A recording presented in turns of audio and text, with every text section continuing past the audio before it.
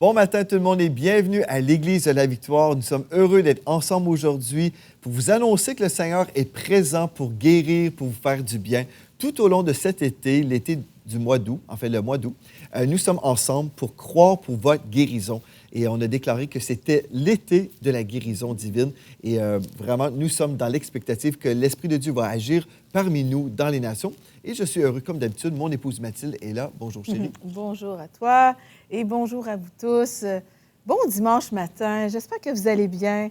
Et vraiment, c'est un dimanche merveilleux parce que nous allons vous partager encore une fois une bonne nouvelle et vraiment que la joie du Seigneur remplisse vos cœurs maintenant. Amen. On vous transmet toute la bénédiction du Seigneur. Et vraiment, on vous aime, on vous bénit déjà en partant. Je vous invite tout de suite à partager ce live parce que beaucoup de personnes ont besoin d'entendre cette bonne nouvelle qu'on va vous partager aujourd'hui. On veut vous construire dans la foi, oui, cet été de guérison, afin vraiment que nous puissions avancer d'une manière forte, que nous soyons, Dieu ordonne que nous soyons puissants, et Dieu nous a déjà guéris. Bien, c'est toujours bon, on construit vraiment, on bâtit la foi pour la guérison, afin que vous puissiez marcher dans la santé divine, vraiment qui est juste quelque chose d'extraordinaire. Et Dieu a prévu ça pour vous aujourd'hui. Donc, vraiment, on vous souhaite du bon temps avec nous. Restez avec nous jusqu'à la fin parce qu'on va prier pour vous. Également, on va prier pour les besoins. Et aujourd'hui, sur le plateau avec nous, nous avons le pasteur Gwen Dresser pour nous bénir. Bonjour à vous tous, bonjour à la maison, bonjour à toute la famille de l'Église de la Victoire, la famille internationale, la famille locale. On vous bénit au nom de Jésus. Puis aujourd'hui, on va passer du bon temps dans la parole de Dieu. On va se laisser bâtir encore vraiment. La parole de Dieu est une semence incorruptible. Et dès qu'on la reçoit, ça produit du fruit dans nos vies. C'est ce qu'on attend. Donc merci aussi d'avoir été là avec nous pendant tout cet été de guérison. Et puis si vous n'avez pas regardé les émissions précédentes, les lives précédents, on vous invite vraiment à aller les voir parce qu'à chaque fois, il y a des trésors concernant la guérison. La guérison, on pourrait prêcher tous les jours la guérison, qu'on n'aurait jamais fini d'explorer tout ce qui est disponible, en fait, parce que c'est la parole de Dieu. Et la parole de Dieu, en fait, c'est la guérison. La parole de Dieu, c'est un remède. La parole de Dieu, c'est un médicament, en fait. Amen. Donc, on peut le prendre sans... Il n'y a pas d'effet secondaire ou, disons, des effets néfastes, mais on peut prendre la parole de Dieu et elle produit la santé dans notre corps. Donc, on veut vous remercier encore d'avoir suivi ces lives. Et puis, si vous ne l'avez pas fait, vous pouvez retourner. Et puis, de toute façon, même si vous les avez vus, vous pouvez encore aller les voir et recevoir de nouvelles révélations. Aujourd'hui, on va parler de la perspective, d'avoir une perspective selon Dieu, parce que en fait, lorsqu'on voit avec les yeux de Dieu, eh bien, on domine, on assujettit, on multiplie, on remplit, on marche dans le mandat glorieux que Dieu nous a donné. Et pour ce faire aujourd'hui, nous sommes tellement bénis parce que nous avons un couple que nous aimons beaucoup. Les pasteurs Bombélé sont avec nous. Bonjour, bonjour tout le monde à la maison, bonjour à tous ceux qui sont sur le plateau. Et c'est merveilleux, c'est l'été. Et donc l'été, c'est vraiment un temps où il fait chaud. Mais ce qui est glorieux, c'est qu'on va vivre des temps de rafraîchissement ici. Amen. Donc vraiment, je vous encourage à vous rester connectés. Et puis aussi aller voir, c'est vrai, tous les autres lives, parce que je crois qu'à chaque fois, vous allez être rafraîchis et rafraîchis encore. Si vous avez trop chaud, donc connectez-vous ici. Amen. Bonjour aussi à toutes celles et ceux qui sont en train de nous suivre. Et j'aimerais parler vraiment à quelqu'un qui a suivi tout cet été de guérison et qui, jusqu'au bout, continue de croire dans sa guérison. Tu as bien fait d'être connecté à ce ministère et d'être connecté jusqu'au bout, car je crois qu'aujourd'hui, c'est ton jour. Amen. Amen. Gloire à Dieu. Gloire à Dieu. Et on veut juste prier, on veut commencer cette réunion. En fait, comme vous savez, nous sommes dans une saison de travaux à l'Église de la Victoire. Pour notre nouvelle Église. Nous sommes l'Église de Dieu, nous sommes des pierres vivantes, mais aussi on a un lieu de rassemblement que Dieu nous prépare en ce moment. Donc, nous sommes ensemble par le biais des médias et on dit gloire à Dieu pour la page YouTube que nous avons. Et puis, on a hâte de vous revoir. Et puis, ça va être un grand plaisir pour nous. Mais d'ici ce temps-là, nous sommes dans la parole et nous continuons à progresser dans les voies de Dieu. C'est ça qui est merveilleux. Il n'y a absolument rien qui peut nous empêcher de progresser dans les voies de Dieu. Et aujourd'hui, nous déclarons vraiment que vous allez recevoir un esprit de révélation sur vous. Peut-être ça fait longtemps que vous êtes malade, mais aujourd'hui, nous croyons même un dimanche matin. C'est un rendez-vous divin pour qu'on puisse être vraiment encouragé dans la foi, qu'on puisse être rafraîchi spirituellement, mais aussi qu'on puisse recevoir une percée dans notre corps. Amen. Et peut-être vous dites, ça fait longtemps que j'écoute des lives de guérison. Je me demande, c'est à quel moment que je vais recevoir ma guérison. Bien, on vous dit, pourquoi pas aujourd'hui? Pourquoi pas aujourd'hui? Pourquoi ne pas recevoir aujourd'hui cette onction de guérison qui va vous transformer? Et quand on va se retrouver, vous allez pouvoir nous témoigner ce que vous avez reçu même pendant l'été. Gloire à Dieu. Donc, on va prier maintenant et on va être dans l'expectative de vivre quelque chose ensemble. Donc, Père éternel, on vient devant toi, Seigneur, ce matin. Et on te rend grâce pour le privilège que nous avons d'être ici, ensemble, rassemblés dans les nations, dans ton onction. Et Seigneur, nous sommes dans la foi que vraiment toutes les personnes connectées vont recevoir une touche de toi. Seigneur, nous te remercions pour les personnes qui ont été guéries dans le passé, pour les personnes qui ont été encouragées, restaurées dans le passé. Mais aujourd'hui, nous sommes dans la foi que ce n'est pas terminé. Nous déclarons aujourd'hui que c'est le jour du salut pour nous tous, pour toutes les personnes connectées. On te remercie pour cet esprit d'intelligence, cet esprit de révélation que nous recevons maintenant. Nous déclarons que le ménage se fait aussi. Toutes les fausses doctrines, les traditions qui ont été là, qui nous ont empêchés de pleinement vivre l'Évangile, nous déclarons que c'est terminé. Et aujourd'hui, nous avançons dans la révélation et dans la guérison divine pour qu'on puisse marcher dans la santé divine. Nous avons prié dans le nom de Jésus et pour ta gloire. Amen. Gloire à Dieu. On aimerait vous inviter aujourd'hui dans la parole, bien sûr. Et avant d'aller dans notre passage clé, j'aimerais lire un texte dans Matthieu chapitre 11 au verset 15. Matthieu chapitre 11 au verset 15, où nous lisons « Que celui qui a des oreilles pour entendre, entende. » Que celui qui a des oreilles... Avez-vous des oreilles? Vous allez dire, bien, forcément, on a tous des oreilles. Mais le texte ici, Jésus parlait que celui qui a des oreilles pour entendre, entende. Ici, Jésus parlait en fait à cette audition spirituelle, qu'on puisse entendre vraiment le cœur de Dieu pour nous. Et des fois, on est là, on écoute des choses, on a deux oreilles, on entend, on capte des paroles, des sons, mais on n'entend pas vraiment le cœur de Dieu.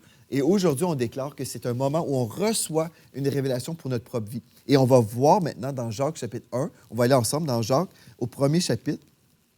Nous allons parler aujourd'hui de l'épreuve.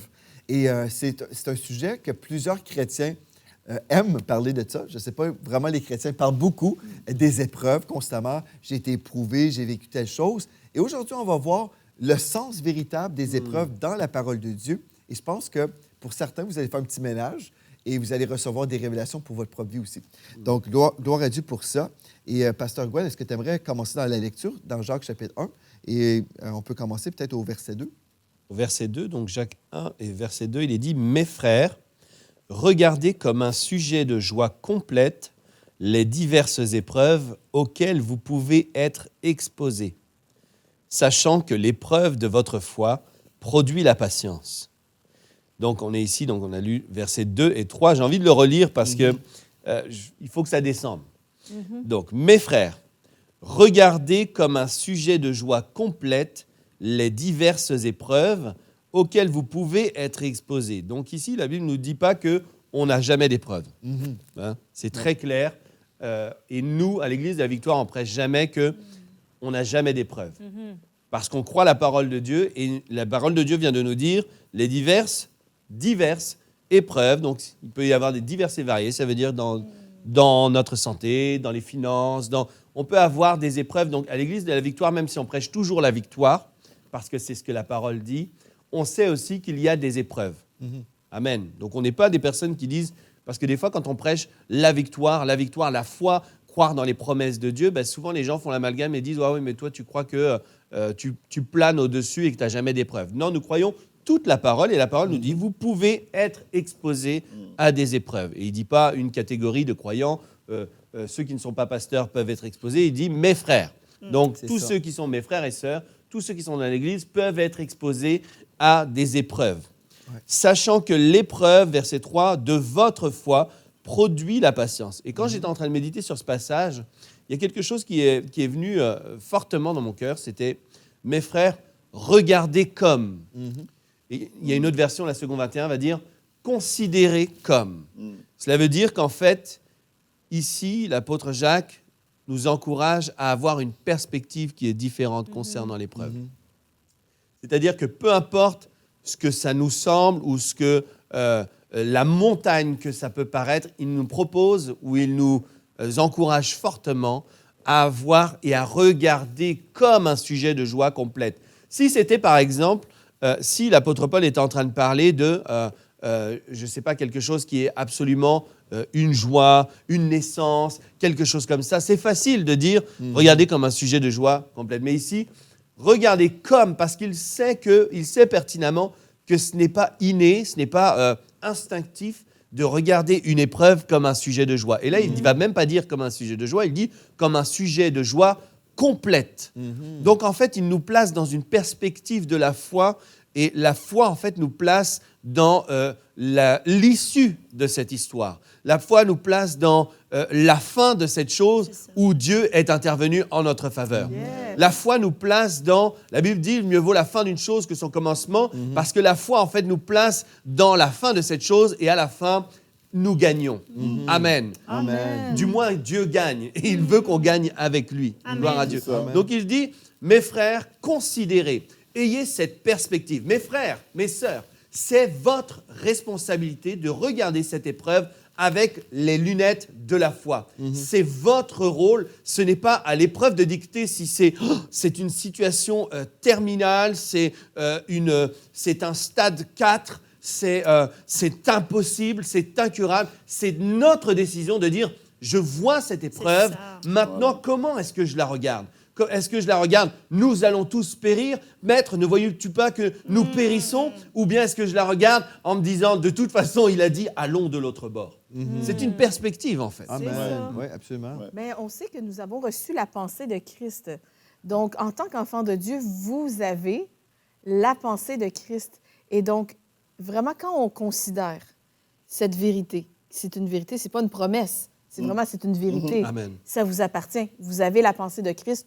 Donc, si nous avons reçu la pensée de Christ, et Dieu nous dit de choisir la vie au lieu de la mort, la bénédiction au lieu de la malédiction, c'est certain que le diable, lui, va venir nous proposer des choses. Il va venir nous proposer des scénarios. Il va venir nous proposer une façon de réagir, une façon de voir les circonstances, une façon de voir l'épreuve.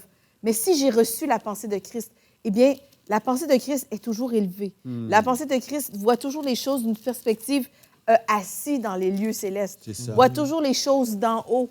Et ça m'arrive souvent de voir ça, cette image, vraiment cette image où je suis dans le ciel, comme un aigle, et je vois la tempête qui est sous moi. C'est comme, je suis où il y a le ciel bleu, je suis où il y a les nuages, je suis où il y a le soleil, et je vois la tempête qui fait rage, mais sous moi, et moi, je plane tout tranquillement. Et aujourd'hui, c'est ça que Dieu vous dit. Vous avez reçu la pensée de Christ, donc forcément, vous avez reçu l'habileté, vous avez reçu la grâce, vous avez reçu vraiment tout ce qui convient pour avoir les yeux de Dieu concernant ce que vous vivez en ce moment, la perspective éternelle, parce que tout se remet dans une perspective éternelle, n'est-ce pas? Une chose certaine, là, c'est que comme on est en train de parler, on parle de l'épreuve, on s'entend ici sur le plateau, on prend le sens de l'épreuve. Mais je sais que dans le monde chrétien, il y a beaucoup de visions, il y a beaucoup de compréhension concernant l'épreuve. Il y a beaucoup de traditions qui règnent aussi. Puis je pense qu'on ne veut pas aller plus loin aujourd'hui sans, premièrement, décortiquer le cœur de Dieu pour nous. Parce que sinon, on peut parler de l'épreuve, mais on ne parle pas de la même affaire. Puis je pense que c'est très important de revenir à un texte dans Jean chapitre 10 au verset 10. Vous connaissez déjà ce verset, mais je vais vous lire quand même. Dans Jean 10, 10, nous lisons « Le voleur ne vient que pour dérober, égorger et détruire. » Donc, le voleur, c'est le diable. Il ne vient que pour nous voler, nous égorger et nous détruire. Donc, c'est lui qui veut nous détruire. Il veut nous faire du mal. C'est pas trop compliqué. Moi, Jésus a dit, je suis venu afin que les brebis aient la vie et la vie en abondance. Donc, en gros, le diable est méchant, Dieu est bon. C'est pas compliqué, hein? Mais dans le monde chrétien, c'est très compliqué. Comprendre ça? Jean 10, 10, c'est devenu très compliqué. C'est vrai. Il y a tellement de nuances et au final, on pense que Dieu est méchant. Souvent, on ne le dira jamais comme ça, mais ça devient comme ça. Mais si on peut juste s'entendre aujourd'hui, on fait une étude biblique, on veut comprendre que le diable est méchant et Dieu est bon. OK? Donc, avant d'aller plus loin, là, on a compris ça. OK. Donc, le diable et le Seigneur ne sont pas dans la même équipe. C'est une autre chose importante. Donc, ils sont en opposition. Jésus a paru afin de détruire les œuvres du diable, pas pour participer aux œuvres du diable. Est-ce que vous êtes d'accord avec ça? C'est la parole de Dieu que je vous cite. Jésus a paru afin de détruire les œuvres du diable. OK, donc déjà, si on peut comprendre qu'il y a deux équipes. Il y a une équipe du royaume des ténèbres et une équipe du royaume de la lumière. Jésus se retrouve dans la lumière, certainement. Maintenant, là, si on parle de l'épreuve, on va retourner dans Jacques chapitre 1, au verset 2, et on va reprendre ce texte qu'on a déjà lu, mais on va enlever nos lunettes de la tradition. Et là, on comprend que Dieu est bon. Mes frères, comme Pasteur Gwen a souligné, c'est pour tout le monde. Là. C'est pas pour aucune classe, mais pour tous les enfants de Dieu. Mes frères, regardez ou considérez comme un sujet de joie complète les diverses épreuves auxquelles vous pouvez être exposés. Comme Pasteur Gwen a mentionné, on va tous passer par des moments difficiles, des moments où le diable va venir contre nous, il va essayer de nous voler, nous égorger ou nous détruire. Donc, on veut comprendre ça. Donc, le diable est contre vous. Est-ce que vous êtes d'accord avec ça à la maison? Vous allez dire, oui, c'est clair. Il y en a beaucoup qui vont dire, le diable est contre moi aujourd'hui, il fait ceci, il fait cela. Mais on peut aussi découvrir que nous avons une autorité spirituelle pour empêcher le diable. Ça, parce qu'on ne veut pas magnifier. C'est ça. Nous ne sommes pas des victimes, nous sommes des victorieux. Amen. Ça, c'est très important. C'est ça, très... OK, on poursuit. Sachant que l'épreuve de votre foi produit la patience. Et on l'a souvent enseigné, en fait, pendant les lives de guérison du mercredi. Mais on va le décortiquer aussi aujourd'hui. Ce texte nous dit, sachant que l'épreuve de votre foi, ce n'est pas l'épreuve en soi, parce qu'il y a beaucoup de personnes dans la rue qu'on peut passer en entrevue, puis c'est des gens éprouvés de la vie. Ils ont des vies difficiles, c'est compliqué, puis ils ne sont pas persévérants pour autant, ils peuvent être détruits et même ne pas croire en Dieu. Et d'autres chrétiens, même qui sont éprouvés, peuvent renier leur foi et dire, au final, moi, je trouve ça terrible et Dieu a permis ceci, Dieu a permis cela, et puis ils peuvent même devenir rebelles contre Dieu. Donc, ce n'est pas l'épreuve en soi qui fait une différence, c'est l'épreuve de notre foi. Voyez-vous, c'est ça que le texte nous dit. Donc, sachant que l'épreuve de votre foi produit la patience, puis ceci ne veut pas dire qu'on devient juste plus patient. C'est pas ça. Le texte, en fait, le mot patience nous parle d'endurance. Donc, c'est l'épreuve de notre foi qui nous rend endurants. Mais endurants en quoi? Bien, en fait, c'est qu'on est endurant, on croit la parole de Dieu, peu importe les épreuves. Donc, on peut avoir une épreuve, un vent contraire, quelque chose qui vient contre nous, mais là, nous sommes déterminés de croire la parole de Dieu. Donc, l'épreuve de notre foi dans la parole nous rend endurants. La prochaine fois qu'on est attaqué par la même chose ou une chose similaire, on peut dire, je l'ai déjà vécu et je suis endurant, je persévère dans la foi, sachant que Dieu a été fidèle dans le passé et je sais que Dieu va être fidèle encore aujourd'hui. Et là, au verset 4, « Mais il faut que la patience accomplisse parfaitement son œuvre, afin que vous soyez parfaits ou matures et accomplis sans faillir en rien. » Donc, sans faillir en rien, nous parle de victoire, là. C'est ça. C'est ça l'affaire. Donc, nous sommes victorieux. Ce n'est pas parce qu'on n'a pas vécu d'épreuve, mais dans l'épreuve, nous gardons notre foi dans la parole de Dieu. Et parce que nous sommes dans la foi, dans la parole de Dieu, c'est alors qu'on voit une victoire. Et c'est C'est ça ça. l'affaire. Des fois, les gens, comme tu dis, pensent qu'on ne vit jamais rien. Non, on vit beaucoup de choses, en fait. Mais parce que nous plaçons notre foi dans la parole, c'est alors que nous voyons des victoires. C'est ça. Et, je vous laisse la parole, mais je veux juste dire quelque chose parce que je sais que, et je sens qu'il y a beaucoup de personnes qui font comme un amalgame concernant l'épreuve et le test. Et en fait, pensent que Dieu, lorsque c'est une épreuve ou il pense un test, en fait, il pense des fois que Dieu va coopérer avec le diable pour tester notre foi. Et en fait, pas du tout. C'est certain que lorsque le diable s'attaque à nous, eh bien, il y a quelque chose qui se produit. Comme nous avons les promesses de toujours dominer et d'être victorieux, en fait, chaque épreuve que le diable nous propose, la Bible dit qu'il fera de notre ennemi un marchepied. Un marchepied, en fait, c'est pour nous amener plus haut.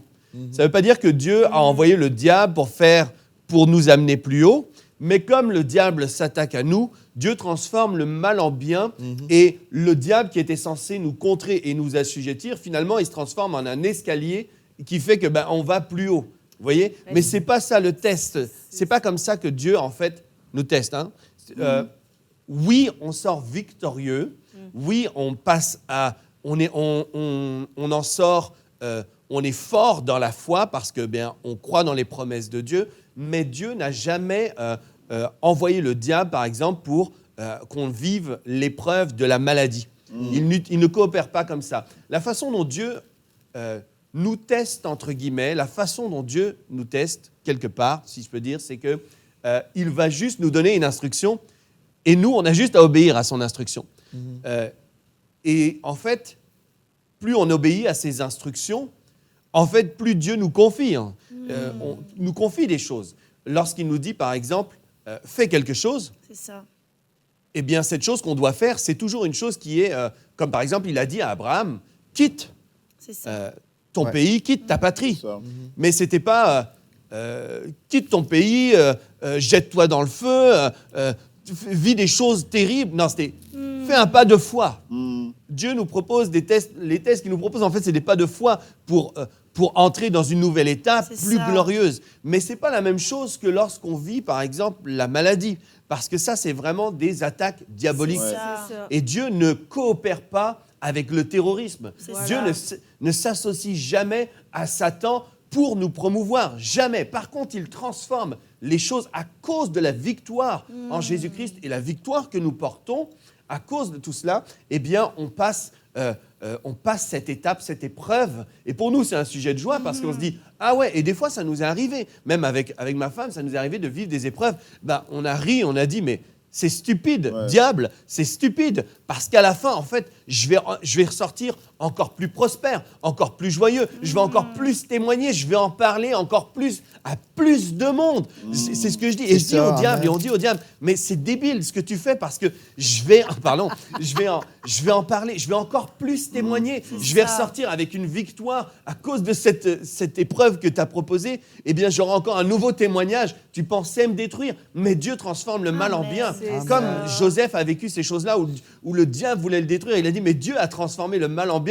Et regardez ce que vous voyez aujourd'hui. Amen. Regardez ce que vous voyez aujourd'hui. C'est pas Dieu qui avait prévu ce schéma. Dieu avait prévu de m'élever à tel rang. Il avait prévu une telle manière. Mais le diable s'est opposé, a voulu faire les choses. Finalement, il m'a servi de marchepied. Et voici où j'en suis. Il dit, Dieu a transformé le mal en bien. Comment, Donc c'est c'est ça. important de faire comme la part des choses. La façon dont Dieu teste ça. notre foi. Clairement. C'est toujours, en fait, le test, C'est c'est comme à excellent. l'école. Un test, c'est fait pour quoi? Quelqu'un qui veut faire médecine, il passe un test. Normalement, un prof qui est bien intentionné, il veut que son élève réussisse le ça. test. Bien Mais sûr. si le test, c'est que des pièges, bien, en fait, c'est vraiment une épreuve qui empêche la Et ça ne personne sert de même à rien. réaliser son rêve de devenir médecin Ça ne sert et à d'être rien. une source de bénédiction C'est ça. et de guérir les gens. Donc, C'est ça. tu vois, donc c'est vraiment... Et souvent, non mais parce que souvent j'entends les gens dire « Ah, Dieu a testé ma foi en m'envoyant dans tel endroit où j'ai pas d'argent, on a failli se séparer avec mon épouse, Dieu nous a testés avec nos enfants qui ont vécu des malheurs et des trucs terribles à l'école, Dieu nous a testés.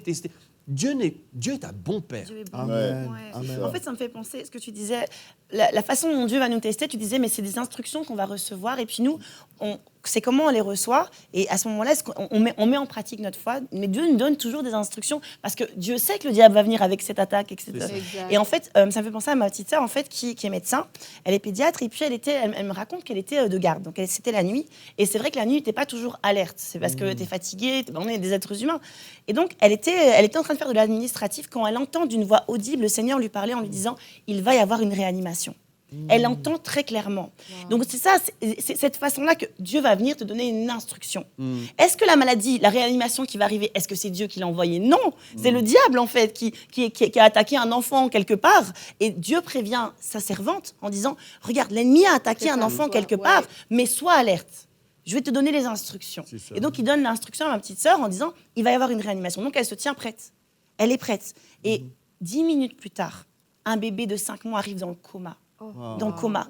Et il arrive, et donc elle est prête. Les autres médecins autour, eux, ils se rêvent. Imaginez, quand tu es de garde, en fait, tu as des petites salles des salles de repos où tu fermes un peu l'œil, parce que quand c'est calme, tu peux fermer l'œil. Donc d'autres étaient peut-être en train de fermer l'œil. Donc il faut se réveiller tout de suite et être alerte. Elle était prête. Et elle est prête, et puis ce bébé arrive dans le coma, ils essayent tout, personne ne sait ce que cet enfant a. Tous les médecins du service essaient de trouver une solution, personne n'a la solution, en fait. Sauf que le Seigneur lui révèle à elle ce que l'enfant a. Ils commencent, eux, à dire c'est une infection. Donc, ils commencent à proposer des traitements par rapport à une infection. Et elle sait que c'est pas ça. Parce que le Seigneur lui révèle le nom de la maladie. Elle m'a demandé de ne pas la dire, donc je ne vais pas la dire, mais le Seigneur lui révèle clairement le nom de la maladie. Et là, donc, elle sait ce qu'il faut faire. Donc, elle avait reçu déjà d'être alerte. Et là, maintenant, elle a l'instruction de la part de Dieu. Et donc, elle essaye tant bien que mal de faire valoir sa voix, même si c'est un jeune médecin. Donc, ce n'est pas toujours quelqu'un qu'on a envie d'écouter. Et les plus grands médecins vont penser, non, c'est une infection, il faut faire ça. Et ce qu'il voulait faire à cet enfant qui était déjà dans le coma, c'est quelque chose que si ce que ma sœur avait reçu était vrai, ça pouvait tuer l'enfant. Parce que ce n'était pas un traitement qui allait sauver, vu qu'elle savait ce qu'il avait, en fait. Et ce qu'il avait, ce n'était pas du tout ça qu'il fallait faire. Et puis, elle a réussi à faire entendre sa voix malgré tout. Et on a mis en place le traitement que ma sœur a reçu de la part du Seigneur. Et l'enfant est complètement guéri. Un enfant qui est arrivé dans le coma. Donc, c'est pour vous dire, en fait, c'est ça. C'est que oui, Dieu va nous donner des instructions. Et puis, je voudrais aussi faire une toute petite parenthèse par rapport à la médecine. Elle m'a dit une phrase qui m'a beaucoup touchée, ma sœur. Elle m'a dit, tu sais, beaucoup de fois, nous, les chrétiens, on pense que les médecins sont nos ennemis. Parce qu'en fait, on peut les assimiler des fois à la maladie. Parce que comme ils sont tout le temps dans un milieu de maladie, on va assimiler la médecine à la maladie. Alors qu'en fait, non, pas du tout. Ce sont vraiment des alliés. Et souvent, en fait, moi, je vais vraiment encourager certains chrétiens. Si l'ennemi vient avec une maladie pour vous déranger, priez même pour les médecins qui seront sur votre chemin.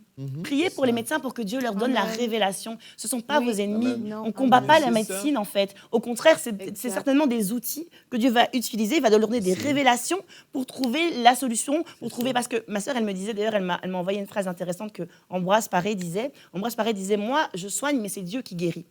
Et c'est vraiment ça. Donc les médecins, ce qu'ils vont faire, c'est qu'ils vont soigner, mais ensuite, c'est Dieu qui va amener la guérison en fonction des traitements qui vont être proposés. Donc voilà, donc je voudrais vraiment encourager les chrétiens. La médecine, c'est pas votre ennemi, pas du tout. Nous, en tant que chrétiens, on ne croit pas du tout que les médecins sont nos ennemis. On croit que ce sont même des alliés. Ils sont des alliés parce que Dieu va leur donner des instructions. S'ils sont remplis du Saint-Esprit, c'est encore mieux. Alors là, comme regardez, là, elle était remplie du Saint-Esprit. Oui. Elle a reçu des instructions, mais c'est ce qu'on désire vraiment, que tout corps de métier, que les gens... Et d'ailleurs, c'est à ça que Dieu nous appelle. Dieu nous appelle pas tout le monde à être des pasteurs. Dieu appelle à son Église à opérer dans tout corps de métier, mais en étant rempli du Saint-Esprit. C'est ça.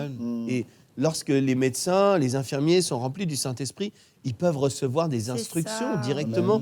Tu sais, ça les fait marcher dans une sagesse que des fois même l'école ne suffit pas à leur apprendre. Et puis, parce que regarde les grands médecins là dans cette pièce parce qu'elle est jeune, médecins, eh bien ils n'avaient pas la solution, tu vois. Mais Dieu a la solution.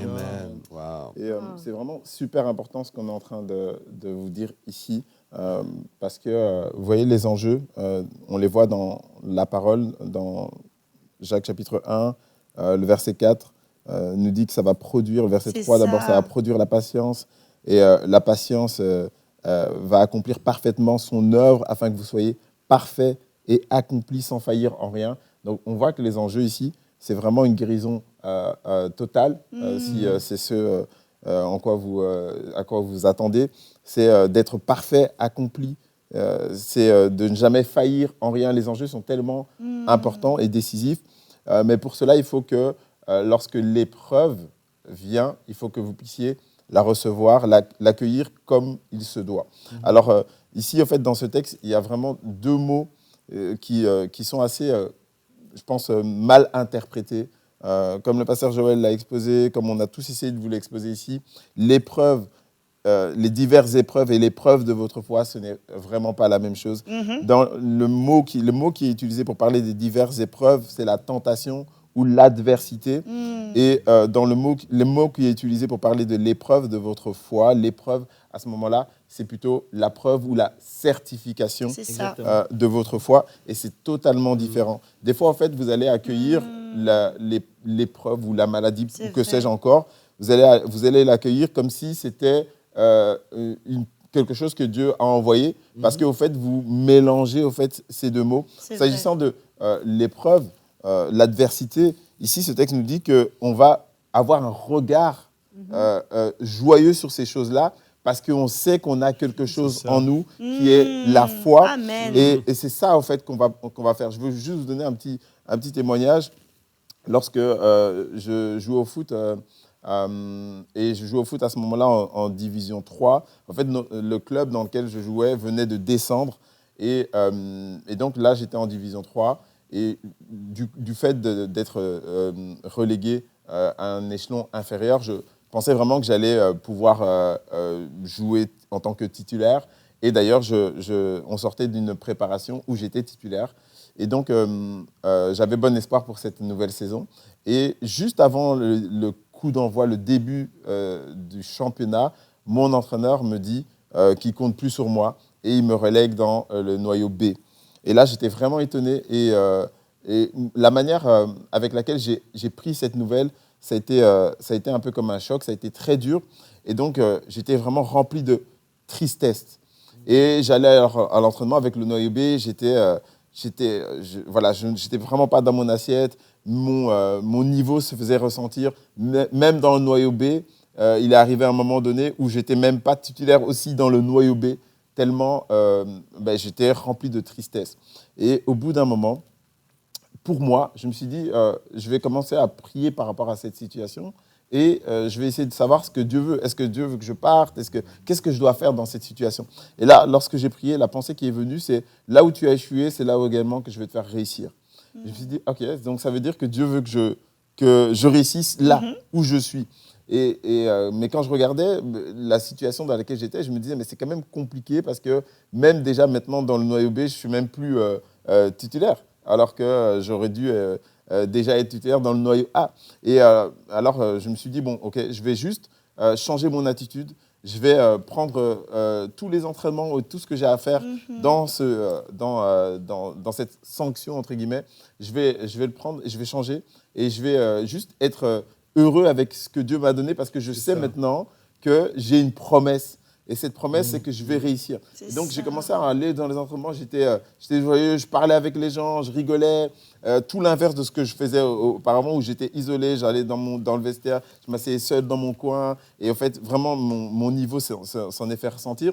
Et là, au bout d'un moment, l'entraîneur de l'équipe première m'appelle et me dit écoute, j'ai vu ce que tu faisais là avec le noyau B et on a besoin de toi. Et donc, le troisième match de championnat plutôt, il m'a non seulement repris dans le noyau B, mais il m'a mis direct dans le noyau A, merci, mais il m'a remis directement titulaire et depuis lors, j'avais plus quitté donc le noyau en tant que titulaire.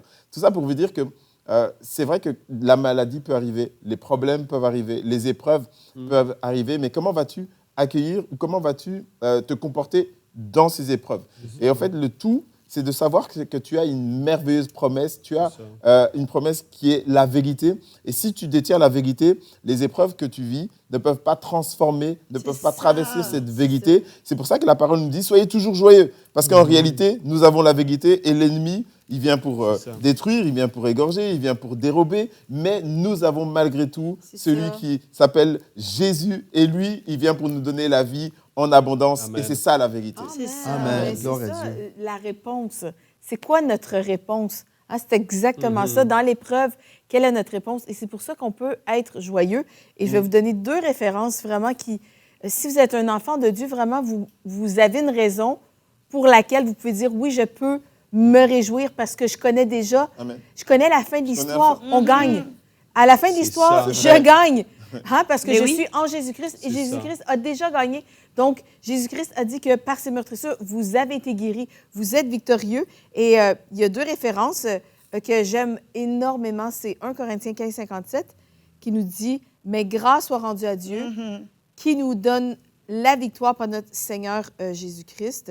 Amen. J'aime vraiment la version de Second 21 qui dit « Mais que Dieu soit remercié lui qui nous donne la victoire par notre Seigneur Jésus-Christ. » Et on a aussi 2 Corinthiens 2, 14 qui se ressemble beaucoup. « Que Dieu soit remercié, lui qui nous fait toujours triompher ça. en Christ, lui qui nous fait toujours triompher. » Amen. Donc déjà, vous pouvez remercier Dieu en Christ et qui propage partout à travers nous, à travers vous, le parfum de sa connaissance. Donc notre victoire propage un parfum. Donc votre réponse, ta réponse aujourd'hui par rapport à ta situation, par rapport à l'épreuve qui vient, eh bien, c'est la perspective céleste, comme j'ai parlé tantôt. C'est ça. Si j'ai la pensée de Christ, je vais avoir la perspective de Dieu et je comprends que Dieu est venu détruire les œuvres du diable et il est venu rendre libre tous ceux qui étaient sous l'empire ou sous la domination du diable. Donc, vraiment... C'est très important. En fait, ce qu'on est en train de dire, je pense aussi, il y a des gens à la maison qui disent c'est très bien, mais je crois quand même que Dieu peut nous envoyer des épreuves pour nous enseigner. Et je veux qu'on voit ce que la Bible dit. Parce que c'est soit que nous sommes des croyants qui croient vraiment dans la parole ou on croit dans la tradition des hommes. C'est que je veux juste, on va répondre à ça. Parce que Pasteur Gwen a mentionné une chose concernant les épreuves. Tu mentionnais en fait que Dieu pouvait nous éprouver. Et c'est vrai, on va voir dans la parole où c'est écrit. Et Pasteur Lifa a dit quelque chose de très pertinent, c'est le mot « certifié ».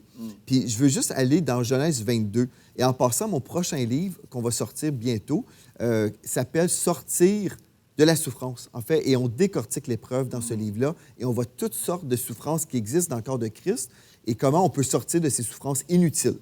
Il y a des souffrances qui sont vraiment, obligatoire, si on veut. Si, par exemple, quelqu'un nous persécute à cause de notre foi en Jésus-Christ, vaut mieux souffrir et demeurer dans cette souffrance que de renier Christ. Donc ça, c'est une souffrance certaine qu'on ne veut pas renier Christ pour arrêter de souffrir. Mais, par contre, il y a beaucoup d'occasions où on souffre inutilement. Et on va voir ça dans ce livre-là qu'on va sortir bientôt. Mais en gros, je veux juste voir avec vous dans Genèse 22, au premier verset. Nous lisons ceci, parce que plusieurs chrétiens, vous avez du mal à suivre tout ce qu'on est en train de dire parce que vous dites je comprends que le diable est un problème, mais Dieu peut quand même utiliser de la souffrance ou des épreuves pour nous façonner, pour nous enseigner. Et si on croit ça tout au long de l'enseignement d'aujourd'hui, bien, on ne pourra pas vraiment livrer le combat de la foi parce qu'on va être totalement mélangé. Donc, allons lire ensemble Genèse 22, premier verset. « Après ces choses, Dieu mit Abraham à l'épreuve et lui dit, Abraham, il répondit, « Me voici. » Dieu dit, « Prends ton fils, ton unique, celui que tu aimes, Isaac, va-t'en au pays de Morija, et là, offre-le en holocauste sur l'une des montagnes que je te dirai. » OK. Donc, déjà là, le texte nous dit que c'est Dieu qui a mis Abraham à l'épreuve. Maintenant, on va décortiquer tout ça parce qu'on a besoin de comprendre le sens, en fait. Et quand on fait une étude en hébreu, cette expression-là, mis à l'épreuve, en fait, nous parle de certification. Est-ce que c'est pour découvrir, par exemple, si Abraham était pour être obéissant ou non? Moi, j'aimerais vous proposer le fait que je crois que Dieu connaît déjà à l'avance la réponse d'Abraham. Je ne pense pas que Dieu avait besoin de le mettre au test, à l'épreuve, pour savoir... Je me demande bien si Abraham va faire ce que je lui ai dit. Je me demande bien. Je ne sais pas, j'ai aucune idée, mais je vais passer au test et on verra bien. Essayer, on va voir. Je ne pense pas que Dieu est comme ça. Je crois que Dieu connaît déjà tout à l'avance. Là. Donc, quand Dieu a mis à l'épreuve ou a voulu certifier Abraham, il voulait certifier quoi au juste? Il voulait certifier la foi d'Abraham.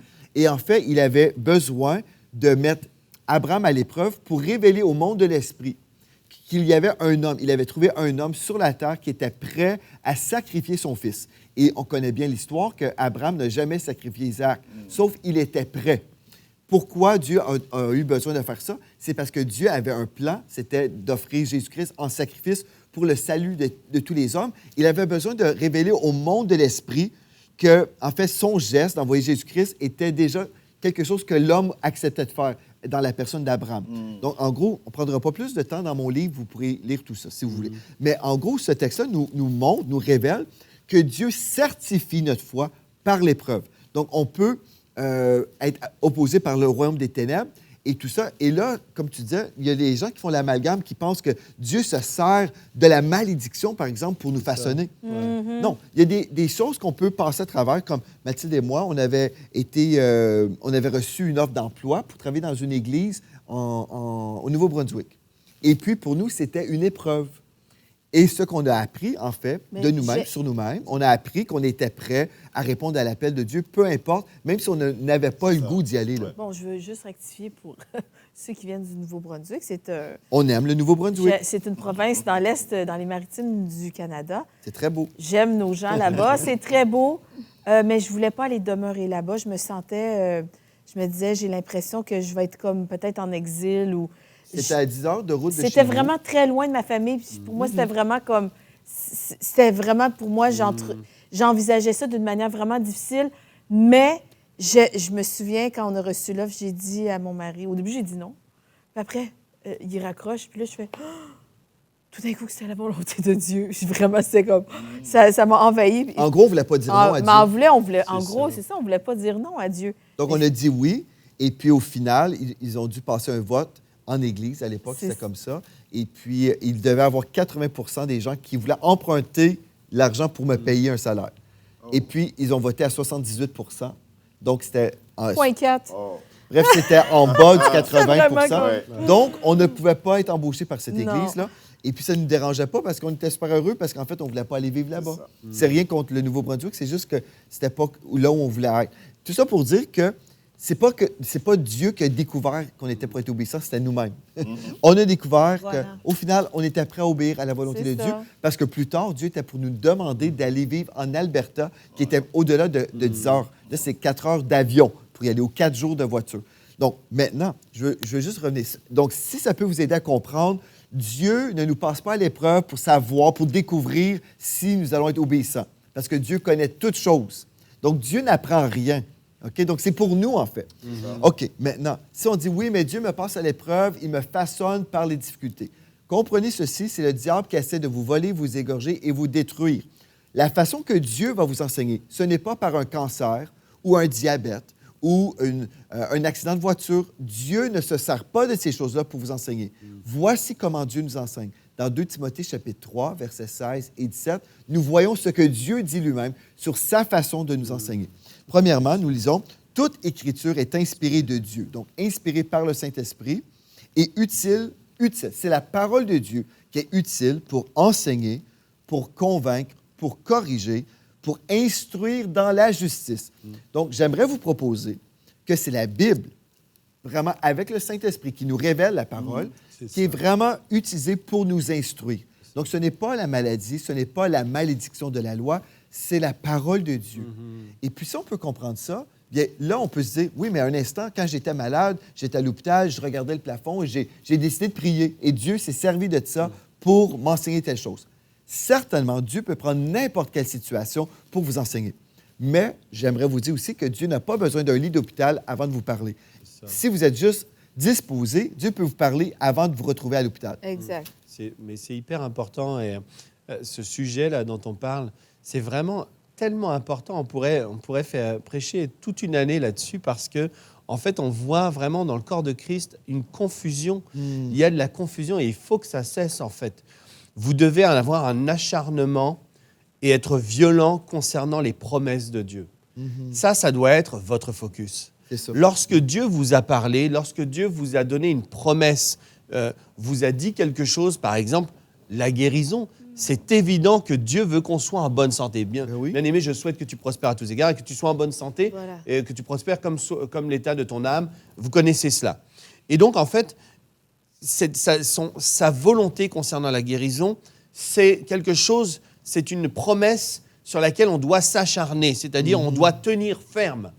La Bible dit que ce sont les violents qui s'en emparent, ce sont les violents qui s'emparent, en fait, non pas parce que c'est un effort à fournir pour obtenir les promesses, non, mais c'est un effort de se tenir ferme Et souvent, en fait, j'entends des choses et je suis là, je me dis, bon, les gens sont pas mal intentionnés, mais ils disent que Dieu m'a fait échouer, par exemple, cette année d'école pour m'enseigner. Et souvent, j'ai entendu ça, ah non, mais j'ai échoué parce que c'était la volonté de Dieu que j'échoue pour apprendre l'humilité et ces choses-là. Mais c'est pas comme ça que Dieu fait. Dieu ne nous enseigne pas par ces choses terribles, en fait. Il dit, tu seras toujours en haut. Donc, si Dieu t'a appelé, Exact. c'est impossible qu'il se renierait lui-même, en fait, s'il s'opposait à sa parole. Donc, lorsqu'il t'appelle, par exemple, dans des études, à vivre ceci ou à vivre cela, eh bien, en fait, il veut que tu réussisses et que tu réussisses vite. Si, par exemple, Dieu appelle les Bombélés à quitter la France et à venir ici au Canada pour servir, Ou eh bien Belgique. même ou la Belgique, mais ils étaient en France quand ils sont venus. Ah, ok.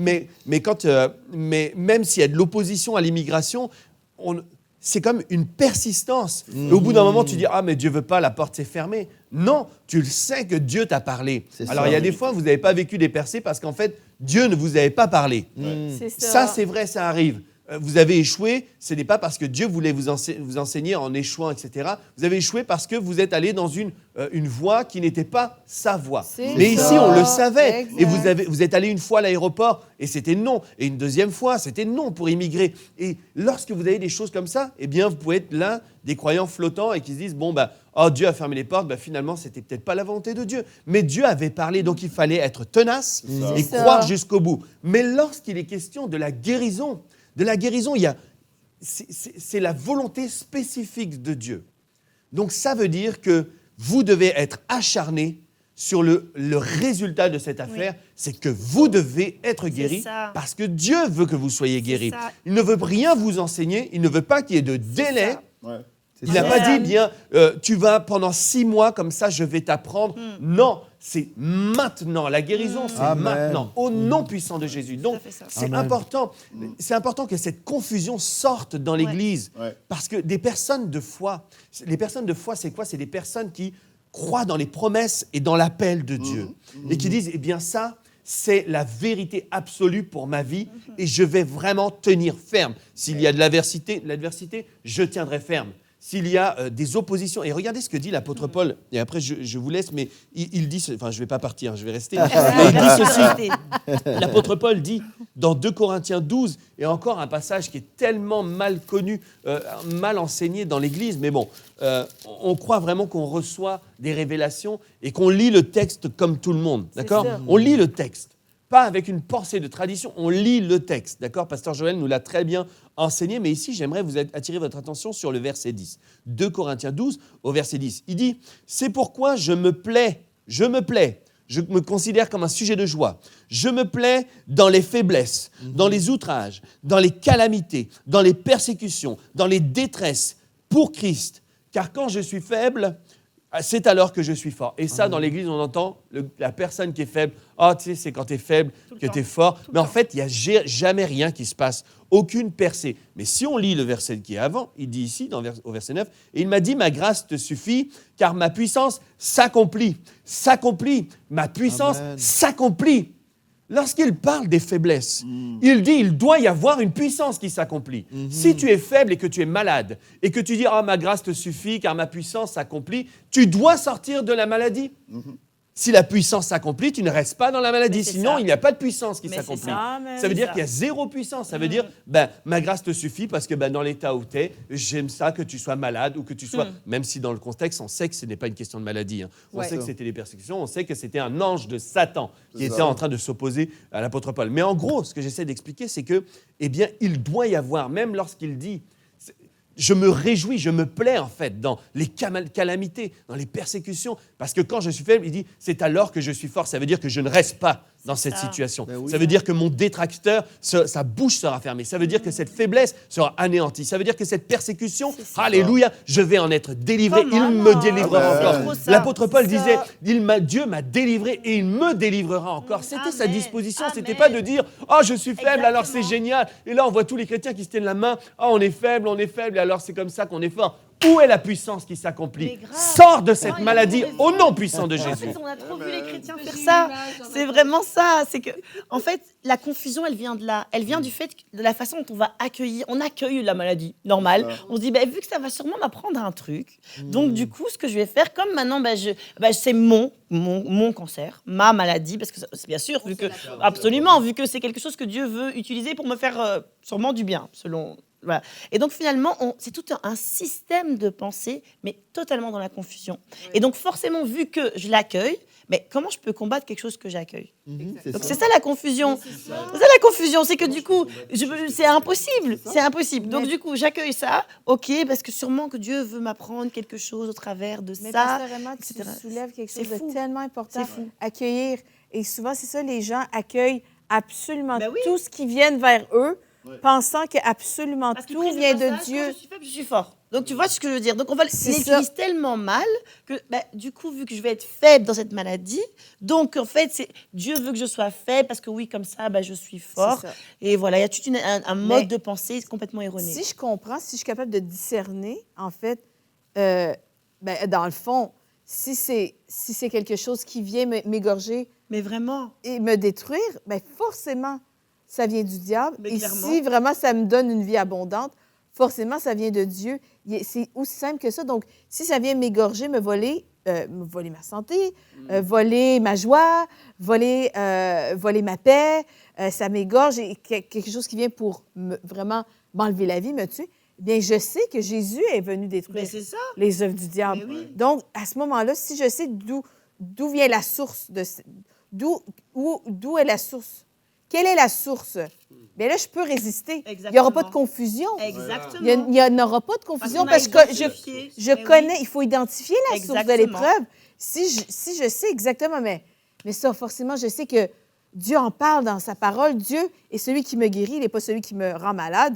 Donc, forcément, je dois résister à la maladie et j'ai reçu l'autorité de marcher sur les serpents et sur les scorpions et sur toute la puissance de l'ennemi et Amen. rien ne pourra me nuire. Amen. Donc, si je connais, rien ne pourra me nuire. Luc 10, 19, j'aime trop ce passage, mais je vais Mais pouvoir rien. résister Mais oui. mais ferme. Mais oui. Puis je vais vraiment pouvoir résister avec assurance que j'ai l'autorité, que j'ai le droit et que c'est pas Dieu. Comme j'aurais pas peur de venir contre les plans de Dieu. Souvent, c'est ça qui arrive. voilà. J'ai peur de Ça venir cause de la contre les plans de confusion, Dieu. Vu Et que donc, Dieu je a vais... voulu Je vais m'enseigner quelque chose, donc si je ne peux pas aller contre ça, et donc, ça. je vais, on verra, peut-être que dans 10 ans, 20 ans, il voudra m'enlever cette maladie. Et donc, c'est tout, c'est fou. Et on passe des années de souffrance comme ça. en C'est fait. ça. Les conséquences sont énormes. Dernièrement, parce que j'entraîne ici au Québec, et j'ai un de mes joueurs qui a eu une entorse. Et je lui demande, est-ce que tu crois en Dieu? Et puis il me dit oui. Alors je lui dis, écoute, je priais. Je priais pour ton entorse. Et puis je commence à prier pour son entorse, etc. Et puis là, je lui pose la question, comment tu te sens? Je lui dis, vas-y, marche un peu.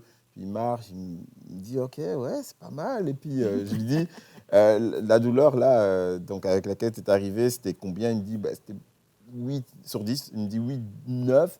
Et là, tu as combien? Il me dit, là, 4, 5, comme ça. Je dis, c'est bien, on est en bonne voie. Puis je repris encore. Et puis au bout d'un moment, il me dit, ouais, mais tu sais, les blessures de football, c'est quand même différent. Je lui dis, comment ça, c'est différent? Et il me dit, non, mais parce que ça peut arriver. Et là, et puis il me montre, il l'autre un peu son maillot, et puis il me montre son coude. Il me dit, regarde, là, il avait une grosse cicatrice. Il me dit, là, ça, c'est vraiment une blessure que j'ai eue, qui m'a vraiment beaucoup enseigné. Il commence à me dire, quand j'ai eu cette blessure, ça m'a vraiment permis de passer beaucoup de temps avec mon neveu. Il disait que Dieu lui avait envoyé ça pour passer du temps avec. Et donc, il me dit, je pense que vraiment Dieu a permis pour que je passe du temps avec mon neveu. Et ce jour-là, au foot, j'étais avec mes 2 fils. Et puis, je lui dis, regarde, ça, c'est mon fils aîné, là, Sam. Et j'aimerais qu'il passe du temps avec Tom. Est-ce que tu ne penserais pas que ce serait bien que je lui casse le bras, là, maintenant? Je lui donne une image choc. Excellent, Je lui dis, mais est-ce que j'aimerais bien qu'il passe du temps avec mon dernier, Tom, mon fils. Et donc, je lui dis, je peux lui casser le bras, là, comme ça, je pense qu'il va passer du temps. Et puis, il me dit, m'en vu comme ça. et je lui dis, mais c'est exactement ce genre de pensée qui fait que ça peut Alors, je ne sais pas, je ne connais pas son background, mais je dis, Sonnait bien. ça peut sonner bien, Ça, exact. mais ça produit l'effet inverse, c'est que on est en train de prier pour C'est ça, pour ta ta cheville. Tu dis, et là toi, aussi, tu dis, peut-être mais que- en fait, peut-être Ouais. que Dieu ne veut pas me guérir totalement parce que peut-être il veut ça. m'apprendre quelque À chose. passer du temps avec ma femme. Voilà. Et tout d'un coup, Non, c'est fou. tout le processus Ouais. de foi est bloqué et ta guérison Ouais. totale, tu ne l'obtiens pas. Et c'est intéressant ce que tu as dit, parce que je crois même que tu as dit à cette personne, mais à ton avis, si je voulais que mon fils passe du temps avec son frère, qu'est-ce que je ferais? C'est ça. Et puis lui-même, je pense qu'il a répondu, bah, tu lui dirais. C'est ça. Oui. Je dirais à Sam, exemple. passe du temps Par avec exemple. passe du temps avec Par ton petit exemple, frère, et je ne vais si- pas te casser le Mais bras. mais en fait, c'est ça qui est fou, c'est que en fait, Dieu nous parle par sa parole. Donc, s'il Bah veut oui. nous dire quelque chose, Il va nous nous- parle. C'est il va ça. nous parler. Mais je pense que peut-être la raison pourquoi on a tellement magnifié les épreuves ou la maladie, par exemple, c'est parce qu'on ne croit pas que Dieu parle aujourd'hui. Hein. C'est Je ça. pense que ça revient à ça. Ah, C'est ben, ça. ça vient ça. En fait, si on C'est connaît ça. pas, Ouais. si on connaît Ouais. pas la bonté de Dieu, puis que Dieu nous aime et Dieu nous parle, Dieu nous dirige, ben on s'imagine qu'il doit utiliser des choses extérieures, Exactement. à des événements, des accidents de voiture, C'est vrai, c'est une maladie. Parler, c'est Donc, ça. c'est comme ça que Dieu va nous parler. C'est ce que Mais les gens si on pensent. croyait que l'Esprit de Dieu nous habitait, que l'Esprit de Dieu nous parle constamment, Ouais. on n'a pas besoin d'un cancer pour entendre Ben non. une direction, La voix de recevoir de Dieu. Dieu. Puis je veux juste dire une chose. Quand on remet vraiment les choses à leur place, je me souviens d'une femme que je connais, elle me disait, elle était rendue sourde. Puis elle disait, moi, je crois que c'est une bénédiction de Dieu. Puis même des chrétiens, des fois, les gens peuvent dire, moi, j'ai reçu telle maladie et je crois que c'est une bénédiction de Dieu. Mais je veux juste vous dire, peu importe ce qu'on peut croire, là, je peux dire, je crois que c'est une bénédiction. Mais je peux le croire. Mais là, je ne crois pas ce que Dieu a dit. Parce que la maladie fait partie de la malédiction C'est ça. de la loi qu'on retrouve dans Deutéronome 28, C'est ça. verset 15 jusqu'à la fin du chapitre. Ça fait que je peux dire ce que je veux, là. Je peux croire bref, je peux dire tellement de choses. Mais ce que je dis, c'est pas ça qui compte. C'est ce que Dieu a dit. Donc, Dieu dit que la maladie fait partie de la malédiction. Maladie, malédiction. Ça se ressemble, hein? C'est ça. La bénédiction, c'est autre chose. Et là, dans Galates 3, versets 13 et 14, là, on voit ce que Jésus a fait pour nous. Le texte nous dit, Christ nous a rachetés de la malédiction de la loi qu'on retrouve dans Deutéronome 28. Donc, j'ai été racheté. Avant, j'étais dans la malédiction. J'étais maudit autrefois, avant de connaître Christ.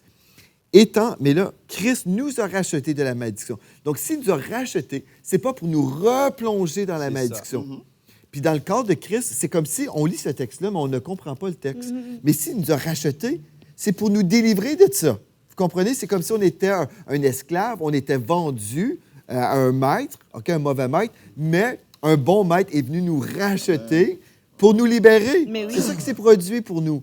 Et là, on prétend que ce bon maître, le Seigneur, nous revend à la malédiction. Mais c'est trop bizarre, Mais la oui. façon qu'on pense. Mais oui. Mais Christ nous a rachetés de la malédiction de la loi, étant devenu malédiction pour nous. Ça fait que Jésus a été maudit pour nous. Il a porté pour nous la maladie sur la croix, car il est écrit, maudit est quiconque est pendu au bois. Donc Jésus a été maudit pour nous. Et là, le verset 14 est hyper important. Afin, à la maison, dites afin. Il y avait un but. Afin que la bénédiction Yes. d'Abraham est pour les païens son accomplissement en Jésus-Christ et que nous recevions par la foi l'Esprit qui avait été promis. Moi, j'aime tellement lire la Bible parce que c'est tellement moins compliqué et moins lourd que les choses qu'on peut entendre. Oui. Les gens disent toutes sortes de choses. Mais moi, j'aime ça. C'est clair. Christ nous a rachetés de la malédiction afin que je sois béni. Ben, c'est ça que je crois aujourd'hui. Ben Moi, oui. je suis béni, Ben oui. j'ai été racheté, puis je ne veux pas être maudit. C'est ça, mais c'est d'une simplicité. Et puis, en vrai, si on lit la parole, ça va nous éviter bien des troubles religieux et des affaires qui circulent et les expériences d'un tel. Mon âme bénit l'Éternel et n'oublie aucune de tes épreuves. Non, n'oublie aucun de ses bienfaits. En fait, c'est ce qu'il dit. Invente la Bible. Non, mais c'est comme ça que des fois les gens ils pensent. Comme si l'épreuve, vous savez, en fait, on tire beaucoup plus de leçons de nos succès que de nos échecs. Mais la oui, pensée dis-le. commune. Dis-le. Non, mais la pensée commune. Dis-le encore. On Redis-le. tire- Ah non, mais vraiment. C'est sorti du Saint-Esprit, donc Mais- j'arrive plus à redire la phrase. Non, mais il y a toute une théologie. Mais non, inverse, mais c'est quoi. parce que les gens C'est disent tout fou. le temps, on apprend de nos échecs. c'est ça. Oui, on apprend, et on apprend de tout. Mais vous savez, lorsque j'ai appris, par exemple, à mon fils à faire du vélo, eh bien, ce qui lui a donné la confiance de continuer, c'était que ça marchait. C'est ça. Parce Ouais. que s'il était resté tout le temps par terre à échouer, oui. il m'a dit au bout d'un moment, excuse-moi, j'ai pas envie de faire du vélo. C'est pas très cool Ça de marche faire pas. du vélo. Je tombe par terre, je me fais mal, ça. donc j'arrête. Et même en tant que père, lorsque je lui ai appris, j'ai bien fait attention. Je courais derrière comme tous les papas, vous savez, comme ça là. Je courais et pour pas qu'il tombe, parce que je sais que s'il y a une chute, en fait, eh bien, ça peut créer Ça peut comme le décourager. une peur et un traumatisme. Je dis pas que s'il est tombé, c'est fichu. Je pouvais encore lui apprendre, mais je faisais attention. Et notre père, en fait, la façon dont il nous apprend, il fait attention à pas créer des traumatismes dans notre vie. Ben Il fait attention à ce que notre vie soit en fait un enchaînement de succès, Hey, ça, un c'est beau. enchaînement de réussite. C'est S'il ça. y a des épreuves, s'il y a eu des échecs, on n'est pas des échecs, on peut passer à un autre niveau, on peut apprendre, c'est certain. Hein? On va apprendre et puis on va se relever. Amen. Cette fois, le juste tombe et C'est ça. il se relève. Ouais. D'accord? Donc c'est vrai. Mais ça ne veut pas dire que la façon dont Dieu nous enseigne, c'est je vais le faire tomber cette fois. C'est cette fois le juste qui tombe. Il tombe lui-même, en fait. C'est ça. pas cette fois Dieu fait tomber le juste. Donc il tombe lui-même, mais l'Éternel est toujours là pour le relever. Donc sa façon de nous apprendre, Ouais. écoutez ce qu'on est en train de dire aujourd'hui, des fois ça peut paraître simple. Mais si dans la tête d'un croyant, si dans le système de pensée aujourd'hui, vous qui êtes connectés, vous pouvez recevoir cet enseignement et chaque fois qu'il y a un symptôme, qu'il y a une douleur, qu'il y a un nouveau rapport du médecin qui est négatif, etc., si vous pouvez penser, j'ai reçu l'autorité ou le pouvoir de marcher sur les scorpions, les serpents et sur toute la puissance de l'ennemi et rien ne pourra me nuire. Je suis victorieux. Béni soit Dieu le Père. Alléluia. Il nous fait triompher. Amen. Il nous fait triompher et nous triomphons toujours. C'est Si ça. vous pouvez avoir cette pensée que non, l'issue, c'est par ces meurtrissures, j'ai été guéri. Non, l'issue, c'est que je ne mourrai pas, je vivrai. C'est ça. Non, l'issue, c'est que Exactement. je ressortirai et je vais encore vivre. Je vais Exactement. encore vivre des temps en famille. Non, la réalité, c'est que le diable est un voleur et il essaye de me voler des temps en famille. Je refuse. J'ai identifié la source. Cette source est une source du diable. Je la refuse catégoriquement. Amen. Je vais vivre la bénédiction de l'Éternel. Waouh, Amen. c'est trop ça, c'est vraiment ça. En fait, ça me fait penser aussi à quelque chose que le pasteur disait aussi par rapport à tout ce que tu viens de dire. Ben, ça, tu l'as pas inventé, ça vient de la parole de Dieu. Et en fait, ce qui est fou, c'est que je crois que aussi dans l'Église, dans le corps du Christ, on ne lit plus assez la parole, ou peut-être on ne lit plus du tout. Et donc, un couple nous parlait, c'est un couple qui a malheureusement et qui est passé par une église qui n'était pas vraiment une église, je peux la qualifier sans problème de secte. Et le problème, c'est que dans cette secte, personne n'avait sa parole, personne n'avait la Bible. Et donc le prédicateur, il pouvait dire n'importe quoi, il pouvait te dire, je sais pas, je vais vous donner un exemple, il peut te dire, je sais pas moi, que cette maladie va t'apprendre ci. Mais toi, comme tu n'as pas ta parole pour vraiment discerner par toi-même, pour confronter ce qu'il est en train de te raconter, personne n'a sa Bible. Donc du coup, tu dis, ah, il a dit ça, ça doit être ça, ok. Ouais. Et donc on continue, on avance comme ça des années, pensant que c'était vrai. Mais en fait, tu sais ça d'où? Je sais parce qu'il l'a dit. Excuse-moi, prends ta parole. Et donc, c'est vraiment ça. Je vous encourage vraiment, là où vous êtes à la maison, tout ce qu'on est en train de vous dire, on n'est pas en train de l'inventer. Tout ça, c'est écrit, en fait. C'est dans la parole. Donc, vraiment, toute votre arme, c'est vraiment dans la parole de Dieu que vous allez trouver toutes ces choses-là. Amen, gloire à Dieu. Amen. Et en terminant, je veux juste faire en tout cas une petite publicité pour la Bible. Voilà. Il y a beaucoup de chrétiens qui disent j'aimerais ça lire la Bible, mais je me sens comme démuni, je ne sais pas trop comment faire. Il y a une chose très simple, achetez-vous une Bible que vous comprenez ou juste allez sur Internet et lisez une version facile. Oui. Parole de vie, je trouve que c'est une version très facile à comprendre. Oui. Moi, je me sers toujours de la Louis II parce que toute ma vie, j'ai lu la Louis II. Mais sinon, prenez une Bible facile à comprendre, que vous trouvez, la français courant, par exemple, Parole de vie, Sommeur. Et aussi, si vous dites, même là, j'ai du mal à comprendre, bien sur le site web de l'Église de la Victoire, nous avons une Bible d'études que nous sommes en train de commenter au fur et à mesure. Ça fait déjà, 7 mois où je commente. Ou 8 mois, que je commente la parole de Dieu. Donc, chapitre par chapitre, vous prenez le temps de lire le plan de lecture sur 2 ans avec nous. Et puis, gloire à Dieu, je pense que ça va vous aider. L'idée, en fait, de cette Bible d'études, c'est de rendre le texte facile à comprendre. Et ça fait que, gloire à Dieu, il y a toutes sortes de bonnes Bibles d'études. Par exemple, si vous voulez étudier sur l'archéologie, des choses comme ça, il y a une Bible archéologique. Je sais, toi, Pasteur Gwen, ton épouse a cette Bible-là aussi.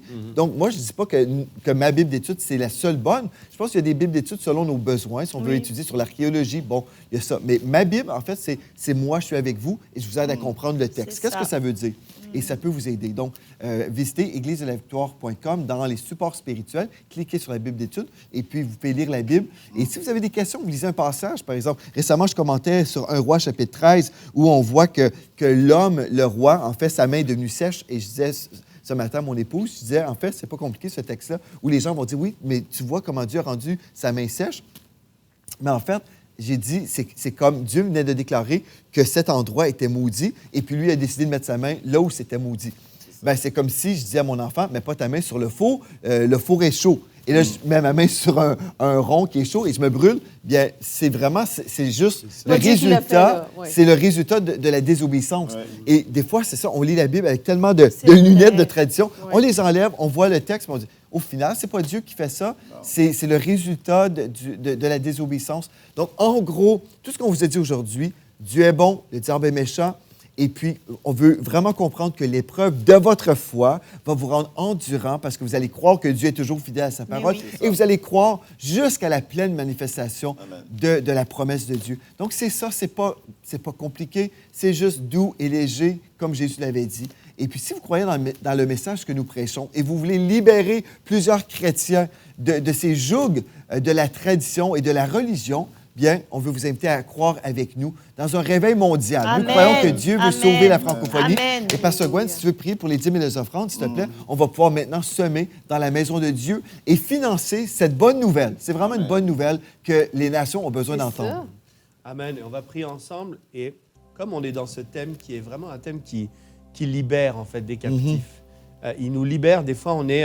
captif. Vous savez comment on est captif? La Bible parle de raisonnement, de faux raisonnements, parle de forteresse en fait. Nous renversons des raisonnements qui ont été établis dans le corps de Christ, inspirés par une pensée et insufflés par des démons en fait, pour tenir l'Église en captivité et se tenir loin des promesses de Dieu.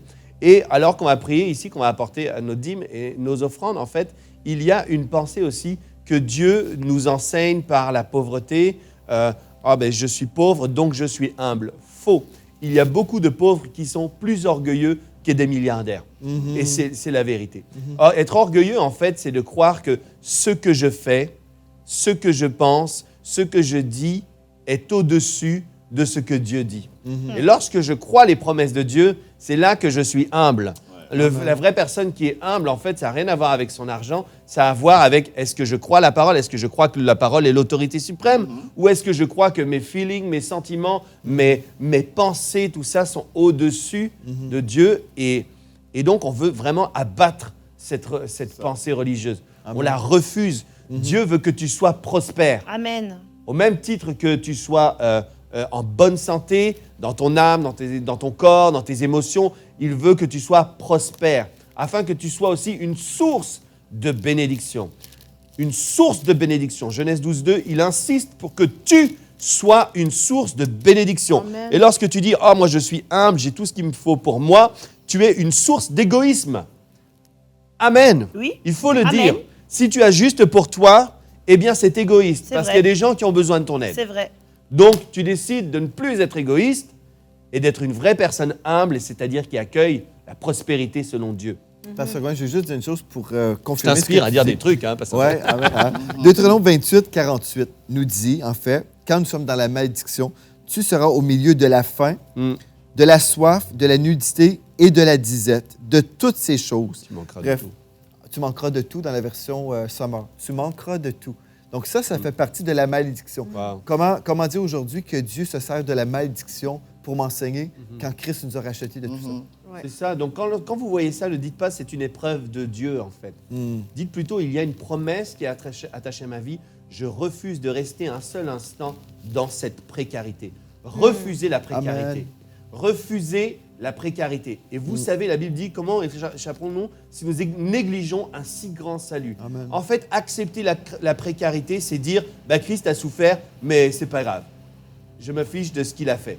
C'est ça, accepter la précarité, c'est dire Christ a payé le prix fort, mais il l'a fait pour rien du tout. Nous sommes de ceux qui valorisent le sang de Jésus. Amen. Alléluia. Et amen. Nous sommes de ceux qui valorisent le sacrifice fait à la croix. Amen. Nous avons été rachetés de cette malédiction qui disait tu manqueras de tout. Nous ne manquons de rien. Amen. Amen. Donc Père, je te remercie. Merci Seigneur pour ta parole. Merci pour ta parole qui est vraie, qui est la vérité.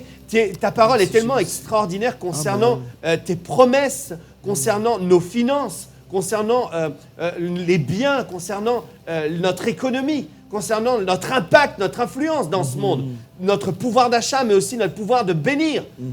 Ta parole est tellement riche et elle parle de tellement de choses. Dans toute ta parole, j'ai vu ta bonté à mon égard. Merci, Dans toute ta parole, j'ai vu qu'il y a toujours des promesses qui disent que je vais prospérer et que je ne manquerai de rien et que j'aurai toujours en abondance afin que mon superflu pourvoie aux besoins des saints. Alléluia! Je refuse d'être un réservoir. Je veux être une source de bénédiction. Je veux pouvoir semer dans les nations. Je peux pouvoir vraiment soutenir l'œuvre de Dieu. Je veux pouvoir encore bâtir des orphelinats là où il y en a besoin, des hôpitaux, des écoles où on prêche la parole de Dieu. Je refuse d'être sans provision, je refuse d'être dans la précarité et j'accueille la prospérité qui vient de ta part parce que ça vient de ta main. C'est ta main qui me donne le pouvoir, la puissance d'acquérir les richesses. Je te bénis Seigneur de ce que je ne suis pas enfermé dans un système économique déchu, mais je suis bénéficiaire de l'économie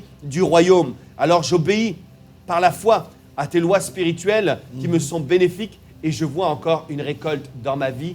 Au nom puissant de Jésus, et je crois que vous avez prié avec moi, et je crois que vous sortez de la précarité, et je crois que toutes ces barrières, cet esprit de pauvreté vous quitte maintenant au nom puissant de Jésus et que vous entrez dans la vie. Vous savez, la vie avec Christ, la vie avec Dieu, c'est la meilleure vie que vous puissiez vivre. Amen. C'est une vie où vous pouvez vous réjouir, vous avez la joie et vous n'êtes pas dans la détresse en disant « mais comment je vais payer le loyer? Comment est-ce que je vais faire ci ?» Même Dieu a prévu des provisions même pour vos vacances. Amen. Amen. Et je déclare sur vous, si vous n'avez pas pu partir en vacances au mois d'août parce que vous n'aviez pas les moyens, je déclare maintenant que les moyens arrivent. Amen. Les moyens arrivent. Et vous Amen. partez en septembre. C'est même moins cher de partir en septembre. Je déclare sur vous, je déclare au nom puissant de Jésus, Amen. je Alléluia. déclare maintenant une provision extrême qui arrive Alléluia. dans votre vie, sur vos Amen, têtes. amen, amen. Et je chasse la pauvreté, je chasse la précarité. Je Amen. prends autorité maintenant contre tout manque. Au nom de Et je Jésus. déclare que vous êtes pourvus à tous égards. Amen. Au nom puissant de Jésus. Amen. Amen. Gloire à Vous pouvez Dieu. visiter semer.ca, semeez.ca.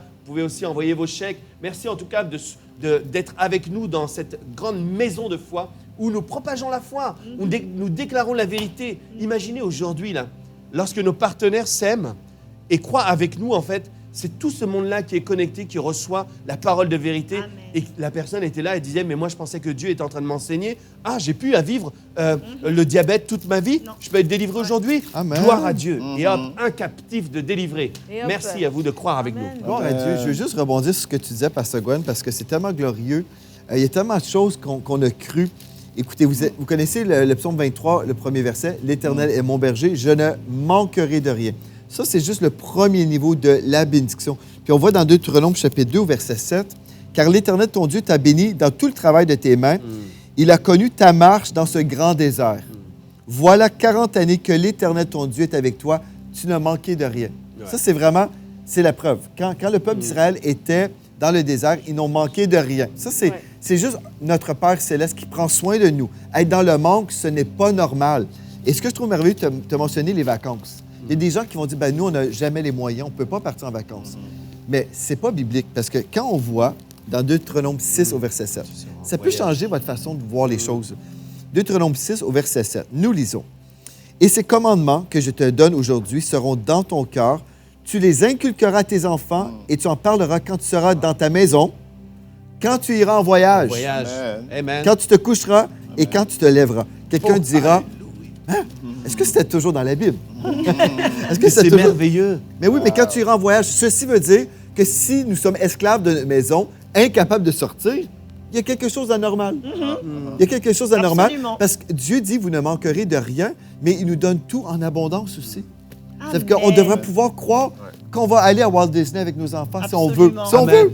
Mais moi, je crois vraiment ça, là. Et je crois qu'en ce moment, plusieurs reçoivent. Ouais, c'est merveilleux. Je crois vraiment que là, il y a quelque chose qui se débloque. Absolument. Dieu est tellement, se plaît tellement, en fait. Amen. La Bible dit qu'il se plaît dans la prospérité de ses enfants. Mhm. Donc Dieu est bon, donc il y a des voyages qui viennent S'il a dit quand tu partiras en voyage, Ouais. il n'a pas dit selon tes besoins, il a dit selon ma richesse avec gloire.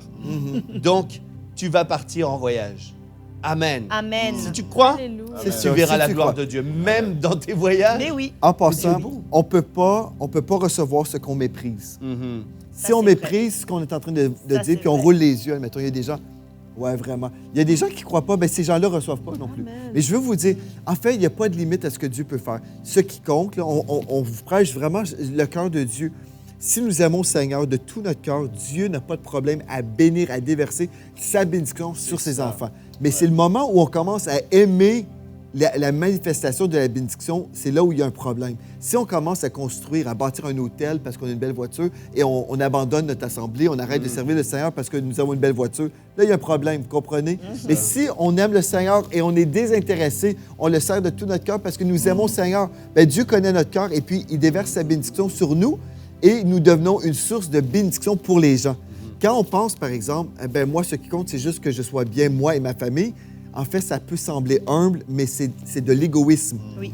C'est beaucoup de chrétiens comme ça. Il y a beaucoup vrai. de chrétiens qui sont comme ça. Ben moi, ce qui compte, moi, je veux juste le minimum. Mais pourquoi tu veux juste le minimum? Tu n'es pas concerné par les personnes qui sont en train de souffrir. Dieu veut te bénir pour que tu puisses aider ces gens-là. Absolument. Donc, on a besoin de changer nos mentalités, revenir à la parole de Dieu. Et si on revient à la parole de Dieu, nous verrons la gloire de Dieu. Amen. Amen. Tu sais, Pasteur Joël, je sais qu'on poursuit, on va prier vraiment pour les gens, mais je pense que vraiment vous recevez. Mais en fait, Dieu, la façon dont il nous parle, il nous amène toujours plus haut, il nous amène toujours dans le meilleur. En fait. Oui. C'est vrai. Il nous amène toujours dans le meilleur. Et plusieurs fois, j'ai déclaré sur ma vie, Genèse 12:2, un moyen auquel Dieu m'a parlé, m'a dit, je te bénirai, je ferai de toi une grande nation, je rendrai ton nom grand, tu seras une source de bénédiction.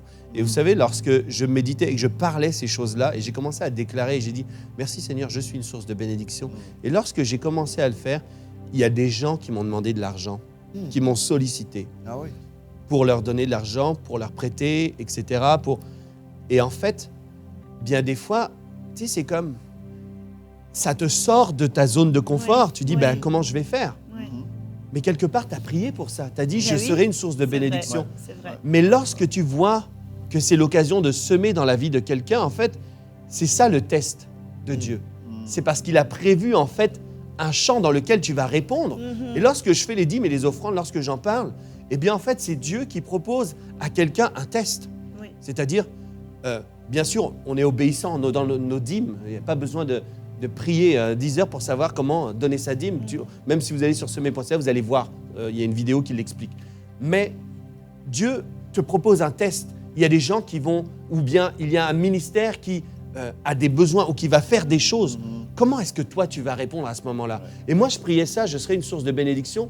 Et puis les gens sont venus et m'ont demandé. Et maintenant, je suis là, mais ils m'ont demandé. Puis des fois, j'ai envie de dire, bah, tu sais, si je réponds selon la chair, ben non, je peux pas. Ben non, je peux pas. Mais en fait, je dis, mais j'ai prié pour ça, en fait. Peut-être que ça me paraît compliqué de le faire maintenant, mais en fait, j'ai prié pour que ces gens viennent.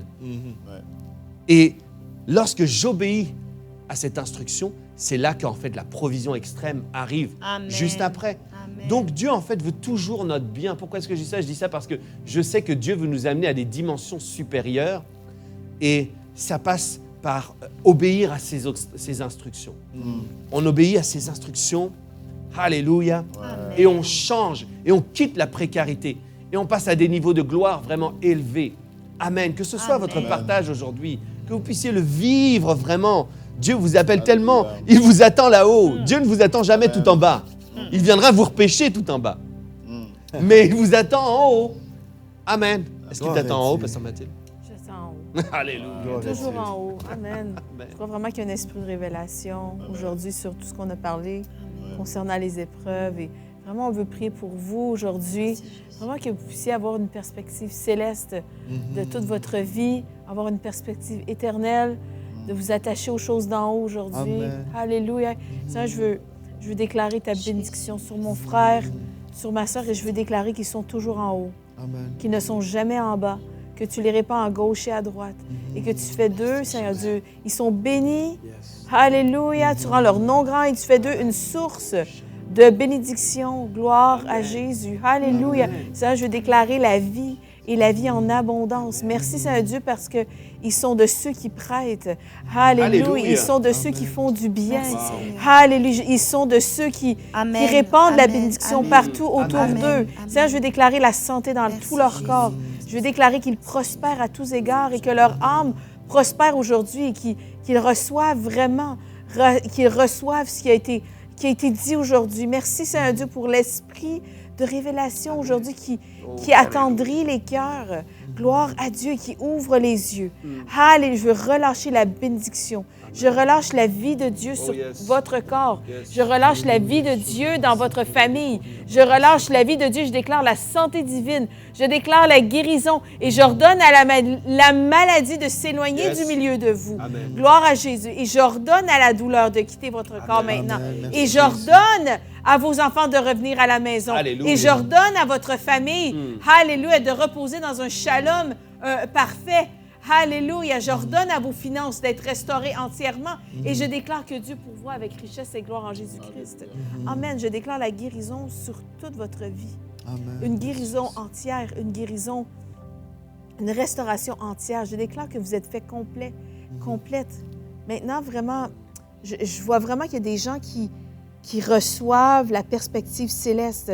Et maintenant, c'est comme vous avez renversé votre vision des choses. Vous pensiez que cette difficulté que vous viviez, c'était vraiment Dieu qui l'envoyait. Mais en fait, vous comprenez maintenant que la source, c'est le diable. Parce que vous voyez que ça vient vous voler. Vous voyez que ça vient juste vous égorger. Et ça veut complètement vous détruire. Et maintenant, alléluia, levez-vous là où vous êtes et je vous encourage. Prenez autorité et commencez à déclarer la vie de Dieu. Et commencez à dire, je reçois ma guérison. Et j'ordonne à cette douleur de quitter. Et j'ordonne à mon fils de revenir à la maison. Et j'ordonne à mes greniers de regorger. Alléluia, d'être remplis. Gloire à Dieu. Amen. Alléluia. Gloire au Seigneur Jésus. Alléluia. Maintenant, prenez vos mains et mettez-la où vous avez de la douleur dans votre corps. Alléluia. Et prenez autorité sur cette douleur. Et si vous avez besoin d'un nouvel organe, posez vos mains sur votre cœur, posez vos mains sur vos poumons, posez vos mains si vous avez besoin de nouveaux genoux, si vous avez besoin de quelque chose de nouveau, d'un remplacement, si vous avez besoin d'une guérison. Maintenant, vous avez l'autorité maintenant de vous imposer les mains et dites, Seigneur Dieu, je reçois et j'ordonne à cette maladie de quitter mon corps. J'ordonne à cette douleur. J'ordonne à ces pierres de quitter. J'ordonne à ce cancer. J'ordonne à cette tumeur de me quitter. Et parlez à la montagne. Alléluia. Nous ordonnons à cette montagne maintenant de vous quitter. Alléluia. Gloire à Jésus. Et nous recevons la vie de Dieu. Je reçois la vie de Dieu. Maintenant, je reçois cette vie en abondance. Alléluia. Gloire à Jésus-Christ. Merci pour cette puissance. Gloire à Dieu et cette puissance qui agit en vous restaure et remet tout en ordre dans votre corps. Gloire à Jésus. Et maintenant, commencez à remercier le Seigneur. Commencez à louer le Seigneur. Et commencez à faire quelque chose que vous n'étiez pas capable de faire. Gloire à Dieu. Je vois des gens qui dansent, je vois des gens qui se réjouissent. Je vois des gens vraiment, l'esprit de révélation est tellement fort, c'est une joie parfaite, c'est une joie complète qui vous envahit maintenant parce que vous avez reçu une révélation profonde de la bonté de Dieu en ce moment. Vous êtes touchés par l'Esprit de Dieu, vous êtes touchés par le cœur de Dieu. Amen. Dieu, c'est un bon Père et vous fait du bien. Gloire à Dieu. Alléluia. Merci Jésus. Alléluia. Dites à la maison maintenant, Père, je me repens de t'avoir attribué les œuvres des ténèbres. Je me repens, je te demande pardon. Je sais que tu es un bon Père. Je sais que tu prends bien soin de moi et puis que ta volonté, c'est que je sois en bonne santé. Donc, je refuse maintenant d'accueillir des pensées qui t'attribuent les œuvres des ténèbres. Je crois que tu es le Père des Lumières et je crois qu'en toi, il n'y a ni changement ni ombre de variation. Amen. Je crois que tu es bon. Dites, je crois que tu es bon. Dites-moi, je crois que tu es bon. Dites-le de tout votre cœur dans votre maison. Je crois que tu es bon, Père. Je crois que tu vois cette situation et que ta bonté parle sur moi. Ta bonté se déverse sur ma vie. Ta bonté est comme un manteau sur moi. Ta bonté, c'est comme l'huile répandue ou c'est comme le miel qui coule sur ma vie. Alléluia. J'accueille ta bonté et je refuse maintenant de t'attribuer les œuvres des ténèbres. J'ai identifié la source. Tu es la source de la guérison. Tu es la source même de la santé divine. C'est pourquoi c'est comme cela que je t'accueille aujourd'hui. Je refuse toute pensée qui t'attribue les œuvres des ténèbres. Et puis, j'ai vu, alors qu'on priait, j'ai vu comme un balai qui était en train de balayer de la poussière. J'ai vu un balai qui enlevait vraiment de la poussière et de la poubelle de chez vous. J'ai même vu j'ai même vu l'image d'un démon qui était assis sur un canapé et c'était comme si, en fait, il vous tenait. Ce que je voyais, c'était que ce démon, en fait, vous tenait toujours allongé sur un canapé. Wow. Et en fait, maintenant qu'on a fait du ménage, il quitte maintenant, il sort de votre maison.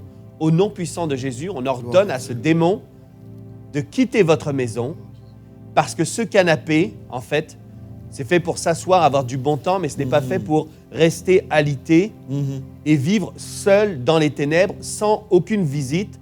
Je prends autorité maintenant contre ce démon au nom puissant de Jésus et je déclare que la vie reprend son cours, que la lumière paraît dans votre maison, que vous ouvrez vos rideaux, que vous laissez entrer la lumière, que vous faites le ménage, mais je parle naturellement, vous faites le ménage chez vous. Je déclare que oui, alléluia, vous prenez de bonnes décisions, vous mettez des fleurs, vous mettez du parfum, ça change maintenant l'atmosphère de dépression, l'atmosphère de c'est terminé pour moi, l'atmosphère de je me laisse aller, c'est terminé cela. Amen. C'est terminé au nom de Jésus, c'est la vie qui reprend. Je déclare que ce désert se transforme maintenant en jardin d'Éden. Au nom puissant de Jésus, les rêves reviennent. Les inspirations reviennent. Alléluia. Maintenant, ce démon a quitté votre place et ce canapé ne vous sert plus d'habitation du matin au soir. C'est terminé. Vous reprenez la vie normale. Alléluia. Gloire à Dieu. Alléluia, gloire à Dieu. Depuis tantôt, je sens vraiment la présence de Dieu dans mes deux mains et je veux déclarer la guérison. J'ai entendu le nom Isabelle et je voyais votre dos. Votre dos, c'est comme si vous avez porté un très lourd fardeau et vous avez même mal au dos. C'est comme vous avez senti comme beaucoup de pression sur vous. Et Dieu, en ce moment, vous libère de cette pression et je déclare la guérison sur votre dos et de la tête aux pieds. L'onction de Dieu vous touche, vous recouvre maintenant. Mais recevez vraiment cette délivrance d'un lourd fardeau. C'est doux et léger pour vous, physiquement et spirituellement, dans le nom de Jésus. Et je déclare ce nom merveilleux, le nom de Jésus. Je déclare vraiment, là, vous voyez une différence dans votre corps. Vous ressentez que vraiment ce fardeau disparaît d'un seul coup dans le nom de Jésus. Alléluia. Ça vaut tellement plus la peine ou la joie de vivre la présence de Dieu que même vivre un traitement chez le chiro. Vous savez, juste la présence de Dieu vous libère maintenant. Amen.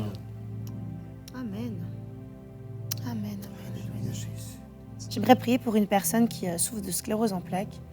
Et je déclare maintenant qu'il se produit quelque chose dans ton corps. Yes. Il se produit quelque chose maintenant et tu es entièrement guéri. Amen. Et je vois que cette maladie, elle t'avait empêché de faire plein de choses. Des choses que tu ne pouvais plus même profiter de tes enfants. Tu ne pouvais plus profiter de la vie. Je pense même que c'est une personne qui a arrêté de travailler. Je déclare maintenant qu'il y a un avant et un après. Amen. Aujourd'hui, maintenant, il se passe quelque chose. Et tout de suite, tu vas sentir que tu as de la force. La force pour marcher, la force pour bouger, la force pour prendre des fois juste tes enfants dans tes bras. Et je déclare vraiment que cette maladie s'en va maintenant.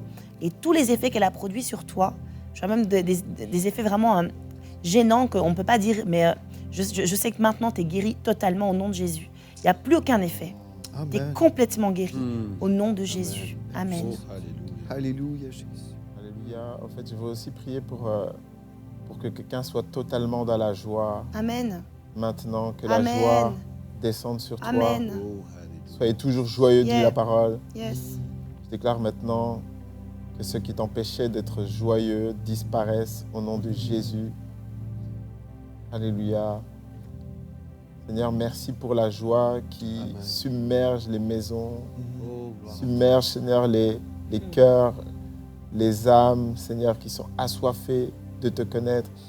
Et si tu es dans la joie, ce n'est pas à cause de la maladie, mais c'est bel et bien à cause, grâce à la foi en Jésus-Christ. Amen.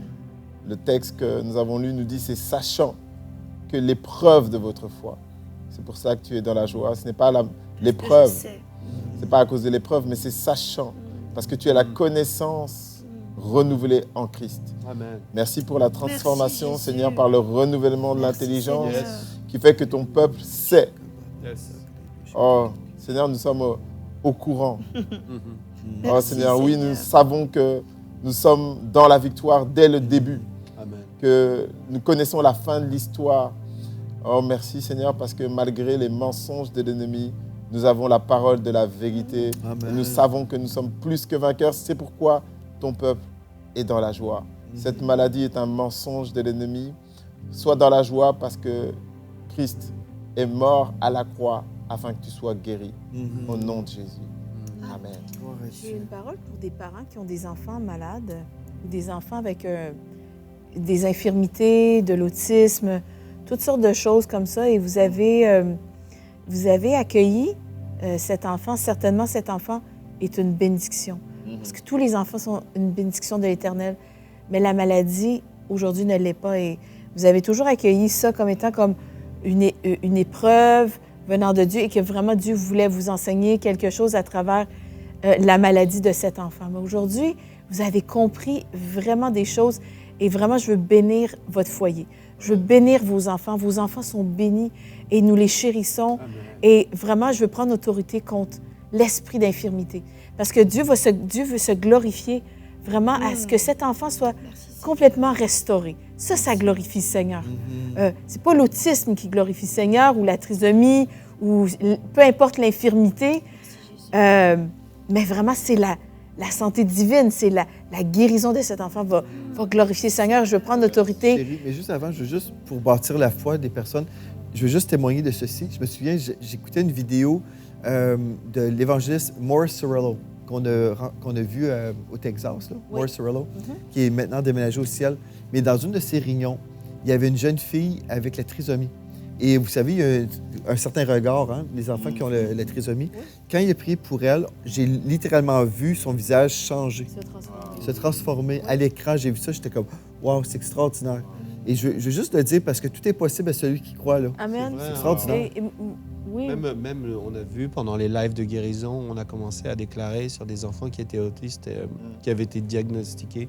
Et en fait, pendant les lives, on a prié, puis les gens disaient, on a même eu des paroles en disant, votre enfant va demander de la nourriture différente. Exact. Et les personnes ont témoigné. Mon fils qui n'avait jamais voulu de légumes verts a commencé à en demander Exact. et à en manger, etc. Mais vous voyez, des fois, ça peut être juste un processus de continuer à déclarer la bénédiction et la vie. Exactement. En fait, votre enfant, plus vous parlez sur lui, plus vous déclarez la vie, plus en fait ses capacités moteurs, ses capacités intellectuelles commencent à s'aligner et à se mettre. Des fois, c'est instantané, mais il y a des fois, c'est juste un processus et c'est comme vous arrosez, vous l'arrosez, vous arrosez. Et il y a une chose que j'aimerais dire, hein, qui est hyper importante concernant ça, c'est qu'il y a des fois, il y a des gens qui se sont enfermés dans de l'amertume parce que les gens disent que votre enfant peut être guéri de l'autisme. Parce que comme si l'autisme, c'était leur enfant. Mais votre enfant, c'est votre enfant. Et tout le monde l'aime. Alléluia. C'est ça. Ben Et oui. il est aimé de Dieu. C'est juste, en fait, l'autisme ou la chose qui peut être attachée ou le handicap ou quelque chose, en fait, il peut être délivré de cela. Et en fait, bien laisser même Pasteur Mathilde, lorsqu'elle est en train de dire qu'il y a une guérison qui s'opère, ne dites pas oui, mais non, parce que j'ai vu des parents des fois qui étaient offensés lorsqu'on voulait prier pour leurs enfants. Bien sûr, il y a des gens qui manquent de tact là, mais on ne parle pas de cela ici, on parle de vraiment relâcher la bénédiction sur vos Amen. enfants Amen. et C'est ça. ôter, arracher. Mm. La Bible dit que tout arbre que mon père n'a pas planté sera arraché. C'est ça. Donc il faut arracher ce que le diable a ensemencé. Il faut l'arracher. Tout ce qui nuit à votre enfant, nous voulons l'arracher par Amen. la parole de Dieu. C'est ce que Dieu Amen. Amen. Moi, j'ai travaillé avec ces enfants-là. Ils sont vraiment magnifiques et attachants. Mais j'aimerais vous dire que Dieu a une destinée vraiment très grande et pour chacun de vos enfants. Et peut-être votre enfant est dans un fauteuil roulant aujourd'hui. Peut-être que c'est de la paralysie cérébrale. Peut-être. Et vraiment, j'aimerais vous dire qu'en Christ, vous pouvez espérer contre toute espérance. Et vous pouvez à tous les jours déclarer la vie et voir des progrès. Peut-être que Peut-être que vous allez voir un miracle sous vos yeux se produire et peut-être que vous allez voir une guérison progressive, mais j'aimerais déclarer la vie sur votre enfant. Amen. Et j'aimerais prendre autorité contre l'esprit d'infirmité. J'aimerais prendre autorité contre la trisomie, contre l'autisme et contre toutes ces choses, contre la sclérose en plaques, contre, qu'est-ce que j'ai dit tout à l'heure? Non. Bref, ça va me revenir. Mais vraiment, j'aimerais déclarer la vie. Et avec votre bouche, j'aimerais vous encourager à déclarer la vie. Amen. Et dites, enlevez toutes les limitations, peut-être que les médecins ou peut-être que vous-même, vous avez mis sur votre enfant. Et on veut déclarer vraiment que votre enfant s'épanouit, que vos enfants vont accomplir des choses extraordinaires et qu'un jour, oui, ils vont sortir peut-être de cette bulle, sortir de cette peut-être qu'ils sont dans une prison intellectuelle, mais aujourd'hui, je déclare vraiment qu'ils retrouvent complètement toutes leurs fonctions cognitives, cérébrales, physiques. Alléluia, je déclare que la vie vient dans tous leurs os, que la vie vient dans tous leurs muscles, que la vie reprend dans leur système nerveux. Gloire à Dieu, ceux qui n'avaient jamais peut-être eu l'usage de leurs jambes. Vraiment, la vie de Dieu, la vie de résurrection, restaure tout leur corps. Alléluia. Et je déclare que leur plein potentiel, ils le retrouvent maintenant en Jésus-Christ. Amen. Vraiment, vos enfants sont bénis. Vos enfants, nous les chérissons. Jésus les aime. Jésus prend votre enfant dans ses bras aujourd'hui. Il dit, je t'aime d'un amour éternel. J'ai des projets de paix. J'ai des Amen. projets de bonheur, Amen. un avenir et de Amen. l'espérance. Peut-être votre enfant, Dieu a prévu qu'il soit vraiment un ministre, un médecin, un enseignant, quelqu'un qui va transformer l'atmosphère, quelqu'un qui va transformer son univers, quelqu'un qui va transformer son quartier, sa ville, qui va tant de choses. Ces enfants-là, nos enfants sont appelés à changer le monde. Alléluia, parce que vraiment, chacun de ces enfants-là ont une destinée extraordinaire en Jésus-Christ.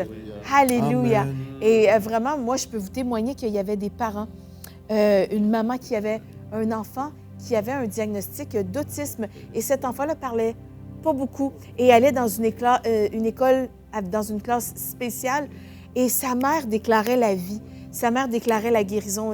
Et elle déclarait les choses qu'elle voulait voir. Il était limité à ce moment-là dans la parole et au niveau de ses interactions sociales.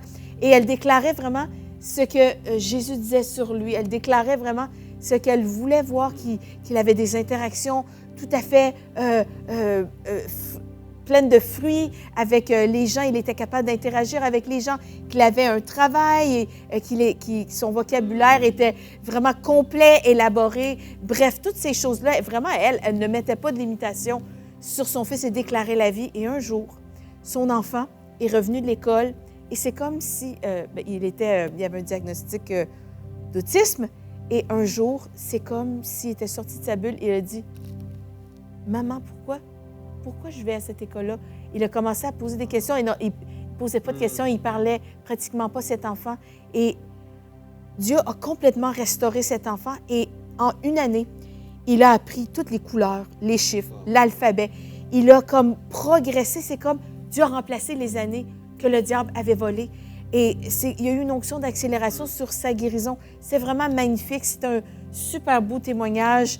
Et aujourd'hui, cet enfant-là est devenu un adulte. Il a un travail complètement épanoui. Je me souviens plus ce qu'il fait dans la vie, mais vraiment, il témoigne de ça, comment il se sentait quand il vivait dans l'autisme. Et vraiment, sa vie porte beaucoup, beaucoup de fruits et libère les captifs. Tu vois, depuis tout à l'heure, j'entends comme dans mon esprit words, words, words. C'est comme les paroles, les paroles, les paroles. Et en fait, c'est vraiment, ce que j'entends, c'est vraiment comme le Seigneur dit, je ne peux pas travailler à cause de tes paroles. Je ne peux rien faire à cause, parce que tu dis tout le temps, mon fils a des troubles du comportement. Ou mon fils est un hyperactif. Et en fait, les gens disent ça, et c'est les paroles, les paroles, les paroles. Dieu veut travailler, Dieu veut guérir vos enfants, guérir nos enfants, mais à cause des paroles, en fait, qui sont semées en fait, des paroles, c'est vraiment des choses, tu veux que Dieu guérisse ton enfant, mais après, si on l'appelle, on dit qu'il a un trouble. Il a un trouble du comportement, il est comme ci, il est comme ça, il est autiste. En fait, c'est pas un constat. Le diable sait et il a déformé tout ça pour que les gens pensent que c'est un constat. Non, en fait, c'est appelé à l'existence. Tout ce qu'on déclare, c'est qu'on appelle à l'existence. Donc, en fait, quand tu dis il a un trouble du comportement, tu dis pas un constat, tu dis j'appelle à l'existence qu'il a encore un trouble du comportement. J'appelle à l'existence qu'il est encore autiste. Mais là, tu racontais ce témoignage. C'est comme cela qu'on va renverser, c'est en parlant. Et c'est hyper important de continuer à le faire et de déclarer. Il n'y a pas longtemps, j'ai vu encore un témoignage, une femme, un couple qui avait 2 enfants. Et puis eux, ils n'avaient jamais vu ça chez leurs enfants. Puis un jour, ils ont accueilli quelqu'un parce que leur enfant faisait vraiment du trouble dans la maison. Et puis la personne a commencé à parler, puis à dire « Ah, ils sont souvent comme ça. » Puis elle dit « Mais ils sont souvent comme ça. » Puis là, elle commence à dire « Ah, vous ne saviez pas, votre enfant, en fait, il a tel syndrome, c'est de l'autisme, etc. » Et puis, bref, les 2 enfants, et c'était vraiment difficile pour les parents. C'était une horreur. Le témoignage, j'écoutais ça, je disais, mais ça avait l'air tellement difficile de vivre ce qu'ils vivaient. Et en fait, lorsqu'ils ont commencé à parler différemment et accueillir vraiment le message de la foi, ils ont parlé différemment sur leurs enfants. Et les 2 enfants ont été... vous savez, en fait, quand quelqu'un est diagnostiqué autiste, du moins aux États-Unis, bien ça fait partie de ta fiche, c'est comme dans ta fiche de santé, en fait. Donc, on le sait, et le médecin a fait annuler et enlever cela de leur dossier. Parce que la personne a dit, elle a diagnostiqué les 2 enfants en disant, en fait, les 2 sont totalement guéris. Il n'y a absolument aucune trace d'autisme ou de je sais pas quoi. 2 enfants qui étaient vraiment des cas, mais c'était très lourd. Mais Dieu est tellement grand, Dieu est tellement bon. Amen. On n'est pas obligé de vivre comme ça. On va prier en terminant ce live. Et puis, gloire à Dieu, on va être dans la foi pour tous les besoins. Chérie, veux-tu prier pour tous les besoins de toutes les personnes en ce moment connectées, juste avant notre départ, s'il te plaît? Seigneur Jésus, Amen. je te remercie parce que tu es El Shaddai, tu es le Dieu Tout-Puissant. Amen. Merci parce que tu pourvois en tout, Seigneur Dieu, tu as prévu à la croix. Merci pour l'œuvre de la croix qui est parfaite et complète. Merci pour une alliance bénie dans laquelle nous sommes. Allez, je veux déclarer ta guérison. Je veux déclarer vraiment ton œuvre parfaite et complète. Gloire à Jésus et que l'œuvre de la croix se manifeste dans nos vies. Merci, Seigneur. Nous prenons la guérison. Amen. Nous prenons, allez, tout ce qui nous appartient. Nous rejetons tout ce qui n'est pas de toi dans nos vies et nous accueillons ta paix. Nous accueillons ton shalom et je déclare qu'il n'y a rien de manquant, rien de brisé dans vos corps, dans vos pensées, dans votre famille, sur vos enfants, sur vos finances. Gloire à Jésus.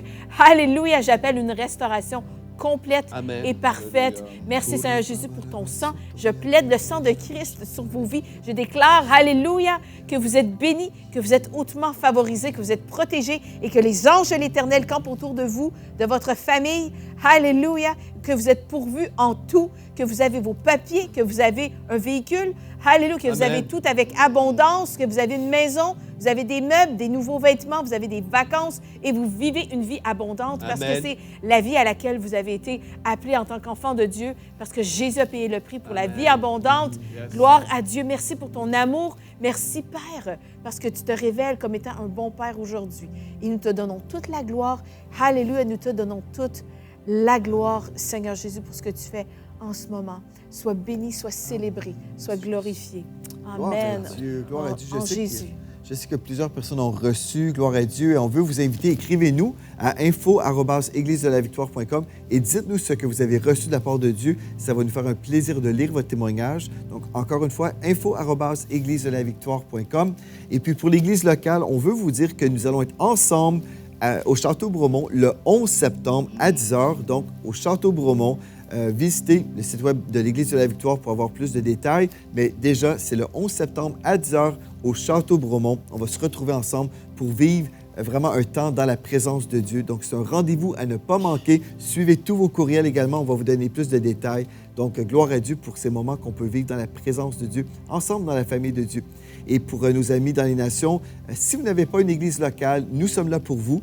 écrivez aussi à l'Église de la Victoire et puis dites-nous si vous voulez faire partie de cette famille grandissante. Nous sommes aujourd'hui dans 59 nations et puis on n'a pas de limite. On est prêt à accueillir toutes les brebis dans les nations qui ont besoin d'une famille. Nous sommes là et vous n'avez plus à être tout seul aujourd'hui.